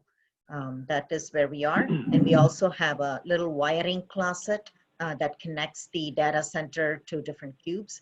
As the data center is not in the center of the office, there has to be another hub where the network connections need to be made. The biggest cost for IT in the office is wiring the office. That's not something we can transfer from Penn Plaza to 28 Liberty. Every cube needs network access. Every office, every kitchen, everywhere we need network access for the phone and the computer and printers in the building. So it's just scaled down to what we can do there. And most of the equipment in the data center are going to ship from Penn Plaza. the ones that have reached end of life are being replaced, and wiring, it has to be done. Wiring and internet, Wi-Fi access, wireless network access need to be done with new equipment in the new floor. That's just part of moving. That's nothing we can repurpose, but anything in the data center and the wiring classes, when it comes to network switches, firewall, we are repurposing what we can from Penn Plaza. And Mike or Jerry, Mike or Jerry, can you address the HVAC system, please? Yeah, the sizing of the equipment for cooling was based upon the equipment that we have. So calculations are made based upon the heat generated by the equipment that we are actually putting in the space. And it's interesting that the engineer for the owner had sized that equipment one way. He gave us the numbers and we said, these are too big. So we had our own engineers do the calculations and actually reduce the size that the landlord's engineer had come up with. There's also redundancy. Mike, let me. I don't want to belabor this point because this is not. I'm coming late to the process, and I'm really coming late to the process because this resolution was circulated on short notice and the size of the number. But we are referring to it as a data center, and if the equipment has been sized such that it needs $250,000 of air conditioning, it's a significant data center. I'll leave it at that, other than to say that it's in the highest rent area that we could choose, and the world has moved to the cloud, and it's moved to put these sorts of assets. We've got an entire building in Albany, but I'll leave it at that. Jerry Romsky, I'll ask you to continue with questions. Thanks, Ruben, and thanks for the presentation.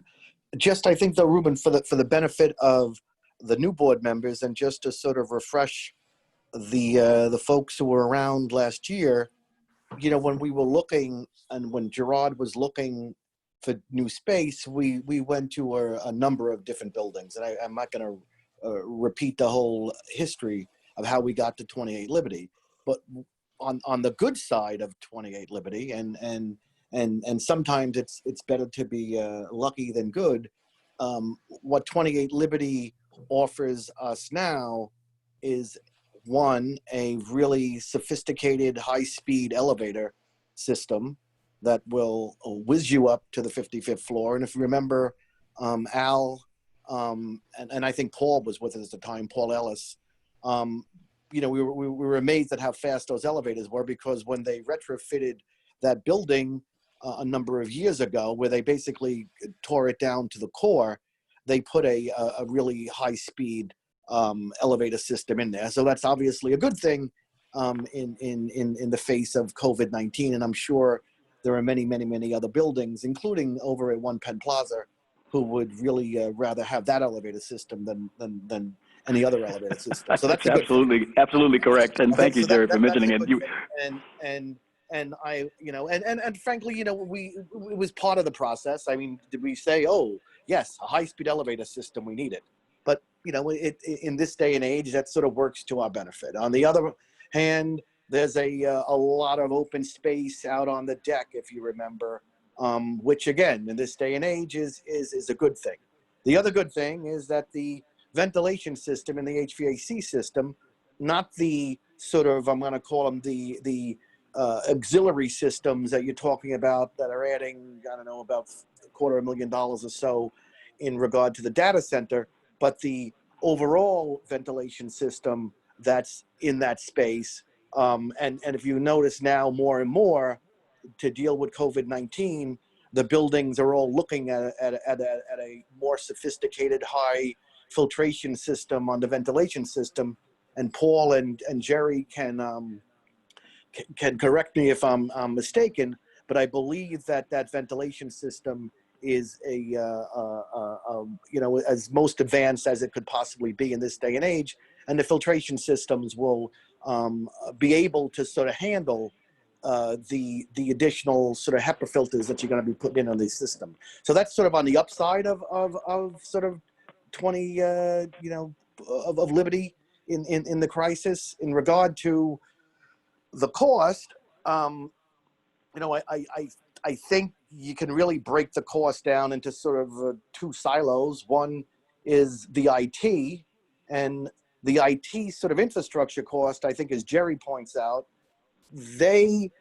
it's sort of triggered by the IT equipment.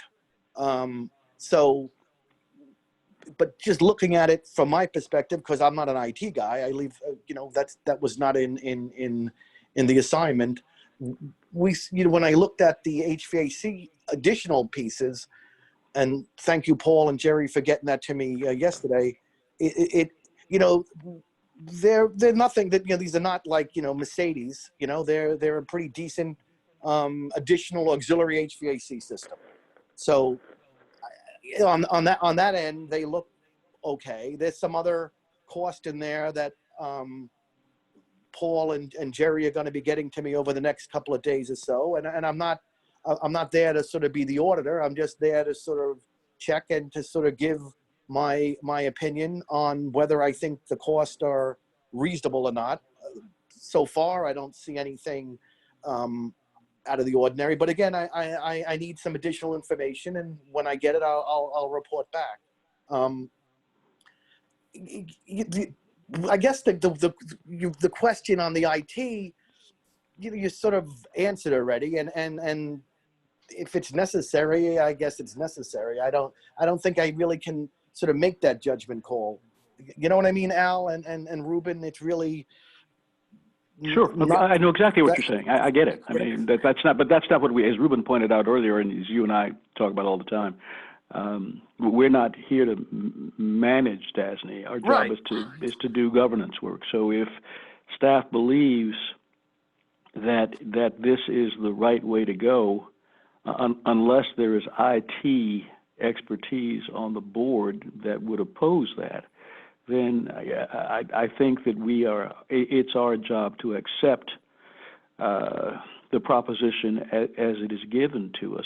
I think John Gardner has asked a very relevant question. It was going to be one of my questions, interestingly enough, from the notes I took, but I'm not. We're not here to somehow counter oppose management's decision making. It's just that a $3 million, as I have said countless times now, a $3 million expenditure for a fit out in the midst of the greatest public health crisis will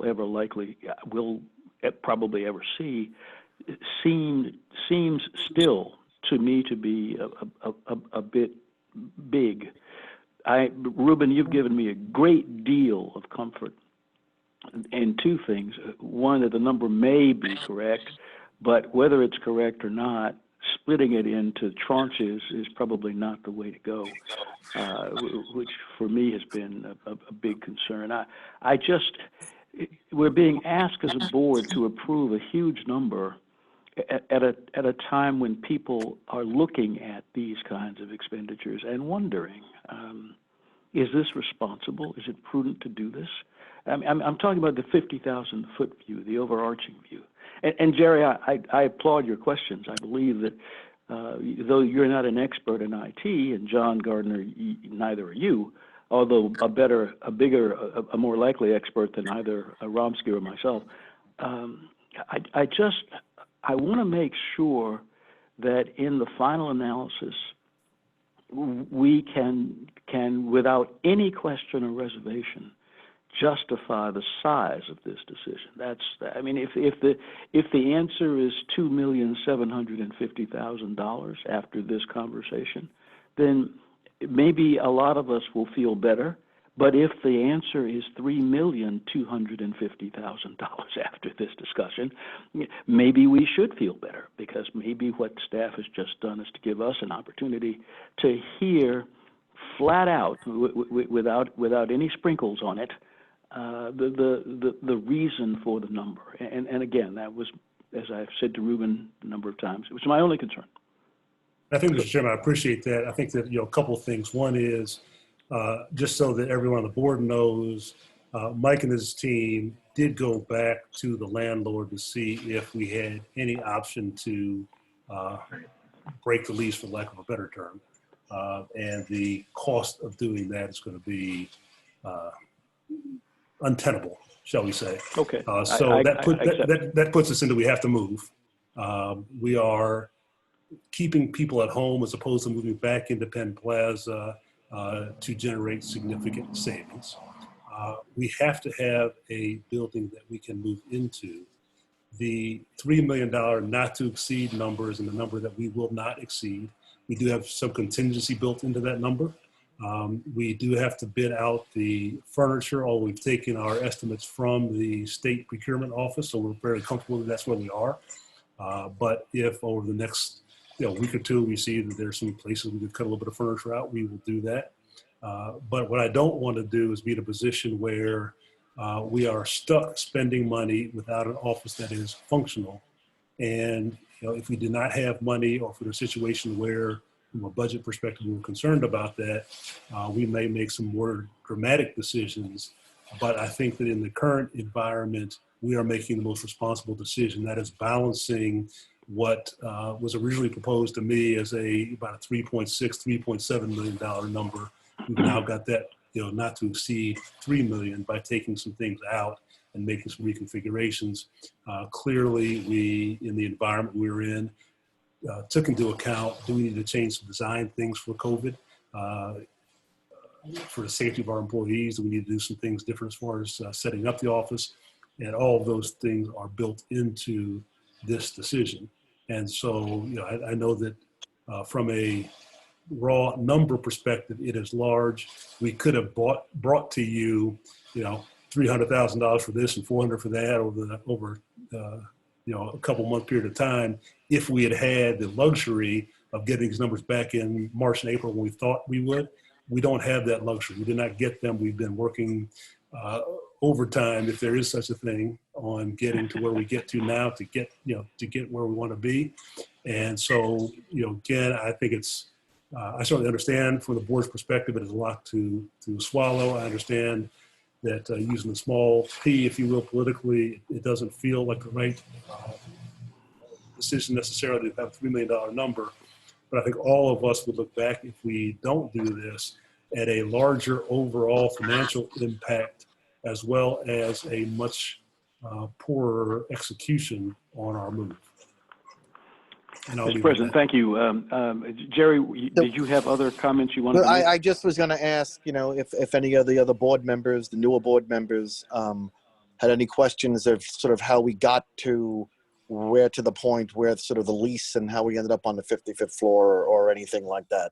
I'd be more than happy to answer those questions from a board perspective. But otherwise, I'm going to open, I'll pass off the baton to John or whoever wants it. This is John Johnson. May I ask you a question, Jerry? Yes. Because you're the only person who I know who understands or has any knowledge of the real estate market in New York. So New York City. So from the rural New York perspective, New York City has changed. And I would be curious as to what opportunity we would have to be able to push some of these new costs created by this pandemic, that improved management of the pandemic could be put onto the building owner. The building owner has no opportunity to rent this space to somebody else. It's not going to require the same kind of pandemic modifications. So is there an opportunity, or are we too far down the line to make that change? It just seems to me that we've got the money, they've got the building, they need to rent it. We should be in more of a driver's seat with them. Yeah, and John, in theory, you're right. I think, though, the question becomes whether, from a leverage perspective, whether you could put yourself in the position where you could sort of really, in effect, walk away. And like we all say, if we could turn the clock back, I think we all would. We very well might be picking the same building. Maybe it's less space and and it most definitely would be at a lesser rent. But no one has the benefit of the crystal ball to decide something was going to happen. Now, right now, when they got to the 55th floor, that was probably a time to sort of, fine tune the deal a bit.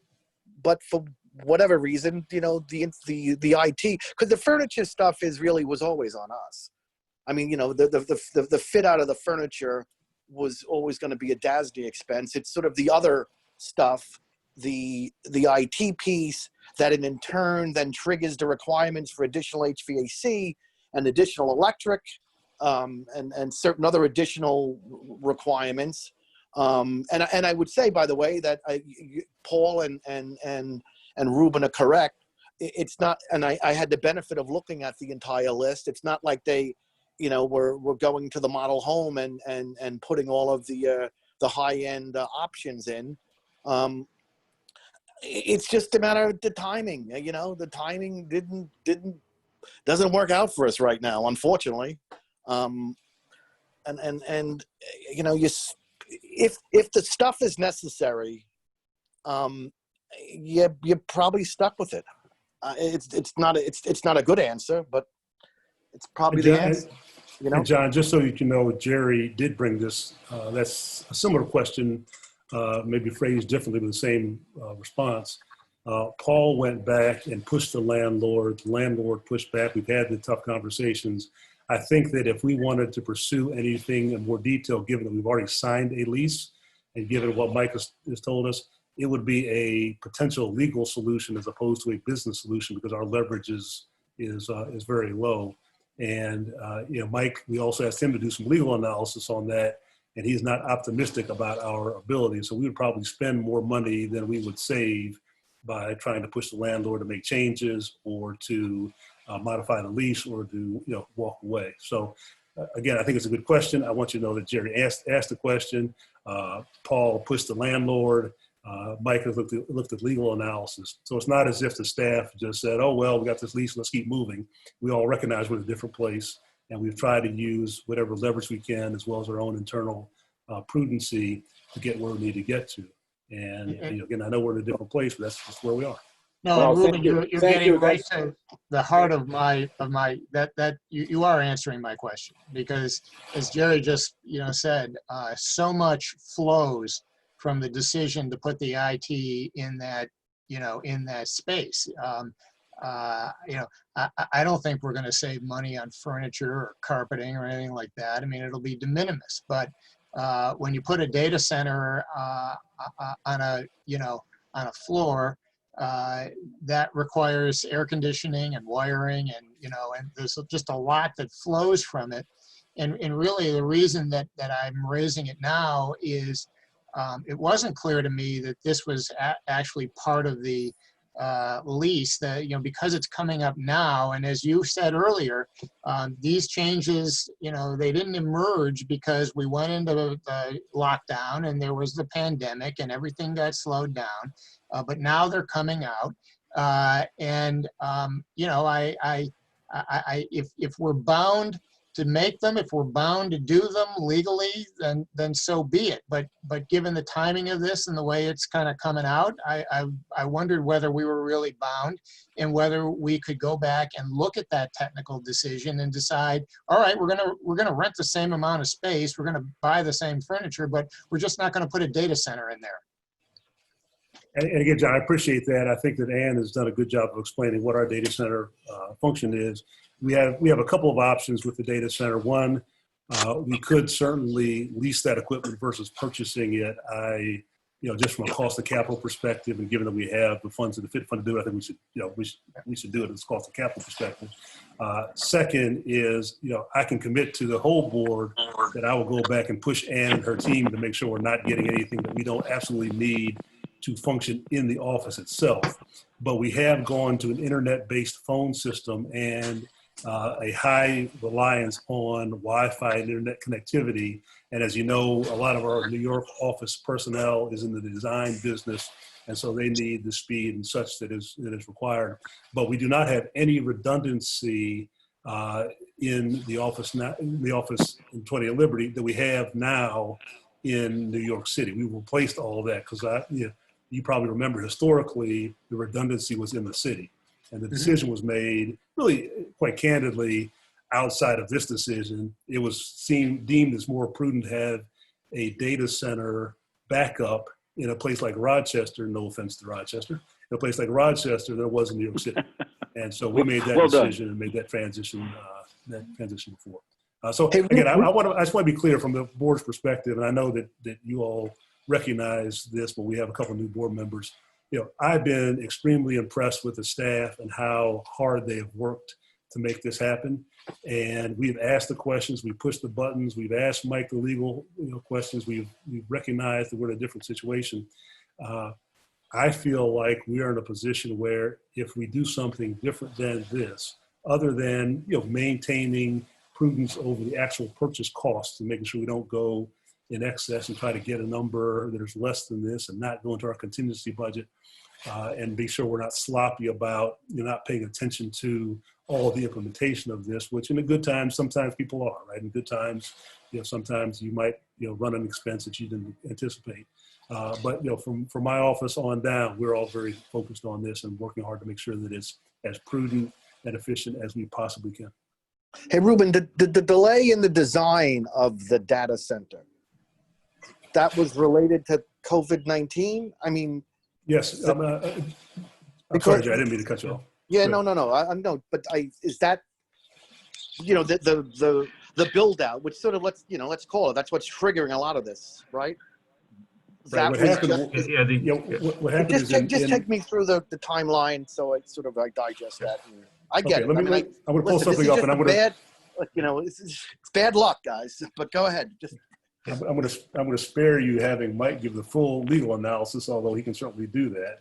But no. That wasn't. I'm not asking in March. That question. I want the design. That's all. Yeah, I want to be clear. No, in March, the executive order from the governor that shut down New York City also precluded anyone from doing design work. We were impacted by that as well as DASNY. So we knew what we wanted in the data center. We had our internal work complete, and we had actually presented most of it to the landlord. He could not bid that work out for a 60-day period of time until we entered phase 1 in New York City. As soon as he entered phase 1, they bid the work out, and then we got the numbers back. And Mike, you can be more precise in the dates, but that's what happened. Is literally we had what we needed to do on time and on schedule. The landlord was prepared to bid this out. The governor said we will not be doing any bid work on construction through in the state until we entered phase 1. Once we entered phase 1, the landlord bid it out, actually a little more efficiently than he anticipated initially, which is what got us from the February 1st date to the January 1st date. But we knew the specs of the data center, but we did not have the opportunity to bid that out because of the COVID lockdown.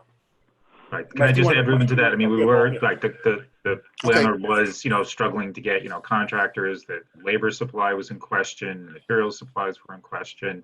If you recall, we were supposed to get initially August 1st. I'll let Mike speak to the legal side, but we did get a force majeure letter. They indicated that because of the, the COVID situation, it did push us out. It amounts to basically 2.5 months. So, original bids, they were probably trying to bid this thing out sometime in March, and we got a notification not happening. We don't know what the market's going to look like. And then got notification, after that, once things quote opened up, but yes, they were able to secure bids, and then we got the notification on the schedule. Thank you, Paul. Thanks, Paul. Thank you. We've got. So I'm turning it over to whoever would like to ask the next question. And Jerry, Thank just, you, guys. let me just say, Yep. Jerry, just thank you for that answer to the question that I raised. It really helped me understand. Thank you. Okay. Thank you, John. And of course, if anybody else has any questions, just ask. Joan, you've actually had more contact with this in recent weeks than certainly you had before. Do you have any questions that you're ready to ask now, or would you rather just wait and pose them later on? No, actually, I have had a lot of my questions answered, and kudos to the DASNY staff. They've been very open and very helpful. I think when I saw the $3 million, it was sticker shock. And without really having the background, which folks have provided me, not to micromanage, but to better understand, I'm actually much more comfortable than I was last week when we saw it. I do see where DASNY really looked at the alternatives and did a hard look and cut back. So that gave me some comfort. And I agree with some of the things that Ruben said in terms of not like to approve the total amount. I think, Ruben, you may be more optimistic than me in terms of timeframes for ordering and for procuring, just based on my background. I don't think we have a lot of time.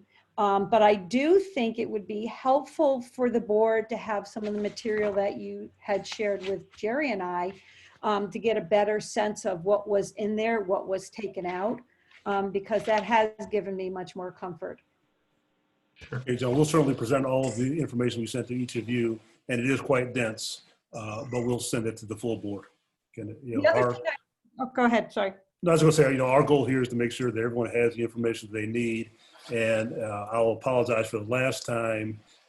It was my assumption, based on conversations I had with Gerard and Mike Corrigan, that the board would have had a $3 million-ish number in their head around this. And that was just a poor assumption on my part. And I take full responsibility for not verifying that people expected that number. My anticipation was the number itself would not be surprising to you. Clearly it was. And so if I had thought it would be surprising, I would have taken a different tact to sending the board package as opposed to asking for a resolution. So I take full responsibility for that. It's all history, Ruben, and things happen. What you all have done today is to give us a much better, to give me certainly a much better sense of comfort with all the information that you've presented. You've got major staff on hand to answer questions of other board members. I think 4 of us have spoken up. That means that there's 7 people who may or may not have further questions. If you have questions, please let's have them. And if you don't, but may formulate questions today, tomorrow, Friday. I just wanted to say one thing. I just wanted to say that I thought that was an excellent presentation, and John, for what it's worth, I think every tenant in New York City and probably other cities as well are having that same conversation about rent abatement or who's responsible for the COVID changes when it comes to the air conditioning and the cubicles and the temperature, all those things. And kind of with the same result, if you have any leverage, maybe you can make some headway, but if you don't, you can't. And I mean, everyone's having the conversation. Most of the results are the same. And I think, thank you, DASNY and Ruben and staff. I thought it was an excellent presentation. Thank you. Thank you, Bill. I think we all agree. Mike, question, it's Al. Who did the legal work for us on the lease? So the legal work, as the board will recall, was handled by internal staff working with Andrew Weiner and Caroline Harcourt from the Pillsbury law firm from our procured counsel list. And we were also advised, as you will recall, by Cushman and Wakefield as our real estate expert to get to what everyone concluded was a very standard and fair New York City market lease. Okay. No, I wasn't really going to ask you questions about it. I was just curious. Are there other questions from board members? Mr. Chair, I don't know that I have questions per se, but I've been thinking through all these conversations, and I think it's probably more commentary, but questions may come out as I say it. I think, I feel like this is going to be fairly long-winded despite coming from a place of ignorance. And, the chair mentioned not knowing much about real estate. I would certainly challenge him to a trivia contest because I think he might win that. But as I'm thinking through this, I'm sort of informed by a couple different things just in my own experience in working in state government. The first is that in the state education department, I oversee an IT system essentially that manages $27 billion in payments to school districts. And that system was undergoing a significant change about 10 years ago in modernizing and automating a bunch of it. And unfortunately, the state canceled the project in the middle of that. And 10 years later, we are struggling mightily with those decisions made then to try to piece this stuff together with bubblegum and toothpicks.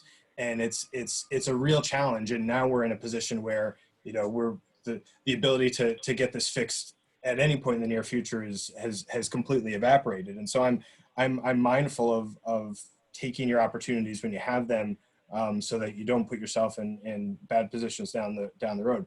And I'm also informed of having worked in various state agencies where the work environment, both in sort of the human component, but also just the workspace itself, are very different. And having experienced both places that are great and wonderful and you feel like you're totally at home, and places where you're treated like a cog in a machine, I'm very mindful of that in terms of longer term health of the authority in terms of its people, and trying to balance those needs with the with sort of the financial needs. Looking at this, I think obviously sort of the first level look, you're looking at your needs versus your costs, and pre-pandemic, it seems like that work was moving along and was done at all appropriate ways. And I think as you go through the changing of the circumstances, certainly I think somebody mentioned the small p political issues that this can raise for us.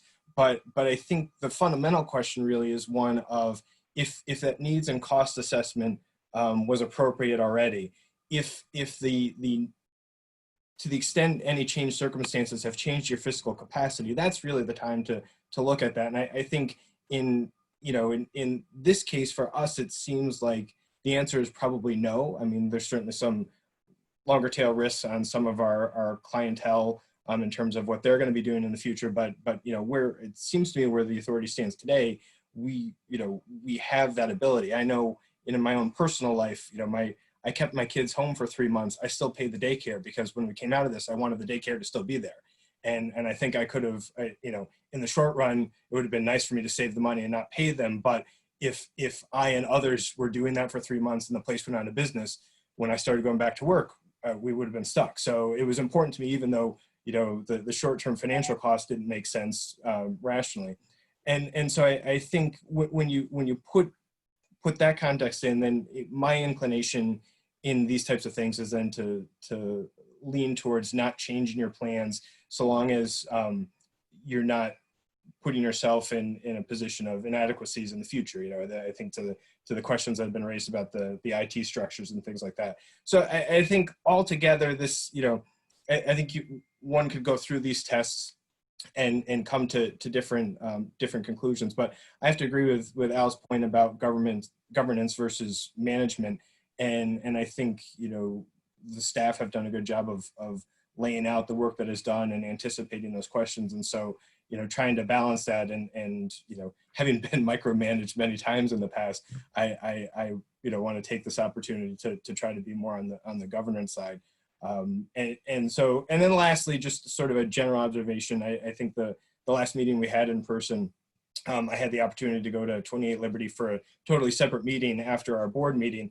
And though we weren't on the same floor that the office space will be on, I found the space to be, more than adequate. The ease of access from Penn Station was great. So I know, at least from a selfish point of view, that I was pleased with what I saw there. And I think, what I've heard from staff is encouraging. And even though I'm coming from a place of ignorance on the real estate market, it seems like the right questions have been asked, and I appreciate the opportunity for us to have this conversation, and for Ruben and staff to continue looking into these things. Brian, thank you for that. It's you've not been with us a real long time, but clearly you have figured out that this is a terrific staff and we must rely on the quality of the work that they do for the authority. I think it's clear, and you've made it clear that you understand that they are doing a great job, and that our governor's responsibility, and you also get that, and your comments made it clear, is simply our governor's responsibility is simply to ensure, to our own comfort levels, and those will vary from member to member, that we are asking the right questions and that staff is giving us great answers. I think today is an example of where both of those things have happened. I think the members have asked great questions, offered great comments, and I think staff came fully prepared, loaded for bear, as the old expression was. So thank you for your comment. Are there other questions or comments from members? All right. Well, it seems to me then that we have come to the end of our meeting. Mr. Chairman, let me just, if you don't mind, let me just make sure that everybody's on the same page as far as what the next steps will be with this decision. Yes, I actually wanted to talk to you a bit about that outside of the meeting context, but that's fine. Please, go ahead. Yeah, I don't think I'll say anything that would trump that. I just want people to expect that you will get a package of information later today from the staff members that mirrors what Jerry and Joan have seen. So you have a chance to look at that. And if you have questions about those materials, please coordinate with Paul. He will determine who the best staff people are to answer those questions and arrange for you to talk to the responsible parties to get the questions answered directly. Again, I can answer the general questions, but I think it's more efficient if Paul gets you the right person to get those questions answered. And then, Mr. Chairman, you and Mike and I can work on the meeting of those things. I just want to put that out there, that we would be getting you more detailed information, and the staff is available to respond to those questions. Okay, terrific. Again, if people have other questions or comments, this is a great time, but because we're not voting on the resolution today, you have more time to consider what you think. Comments would be appreciated. If you look at this, if you're looking at this and you're comfortable that we have done about as much as we can do as a board, then let me know. Don't hesitate to pick up the phone call, send an email, or anything but a text message. Anything but a text message, just so that I can know where you are on it. Feel free to ask your questions. Direct your questions directly to Ruben, and he will direct you to others if that needs to be the case. Is there any other business to come before this board? Hearing none, then. Our next regular meeting is scheduled for the 9th of September. We are obviously, that's a regularly scheduled meeting. We're obviously going to meet on the phone between now and the 5th of August, or whenever Ruben and staff determine it to be a good time, based on polling the members on the phone to vote this resolution, to vote a resolution. And I will look forward, Ruben, to hearing from you and from Diane Folletti, who, of course, will organize around making all that happen. If there are no questions about that, then may I have a motion, please, to adjourn the meeting? Joan, I make a motion. Yeah. Thank you very much, Joan. Is there a second? Yes, and by the way, Al, thanks for Ruben and Paul for putting this together. By the way, I think it's very helpful and not the easiest thing. And I personally thank them. So, thank you, Jerry. Appreciate it. I agree with you, Jerry. I thought I did make the comment already, but I think Beryl covered that territory the way I would have covered it if I had thought to do it, and that was to say that the presentation today was excellent. It was just top shelf, and I really, really appreciate the work that must have gone into it. Thank you all very much. Everybody can now go take a nap. Is there a second?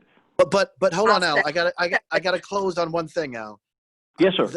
The internet service in the boardroom in the new building, yes. It better work. It better work. And Jerry, just in case people have forgotten, I still want the board plaque. Yes. I want the plaque. I want for there to be a plaque in the boardroom that says that we move to the 28 Liberty property while these people, these are the people who voted for the move to 28 Liberty. I want that on the wall. I'm sorry, Mr. Carter, but that's not an alternate. I was going to say, don't put that. I'll pay for that. I will pay for that if it comes down to it. I'll simply pay for that plaque as long as you all commit to putting it on the wall. Right. Commitment for sure. Is there a second? Thank you. I'll second. Thank you, Darrell. It has been properly moved and seconded that we adjourn this meeting. I won't ask for all in favor. Are there any opposed to adjournment? Hearing none, the motion passes unanimously and we stand adjourned. Thank you, everyone.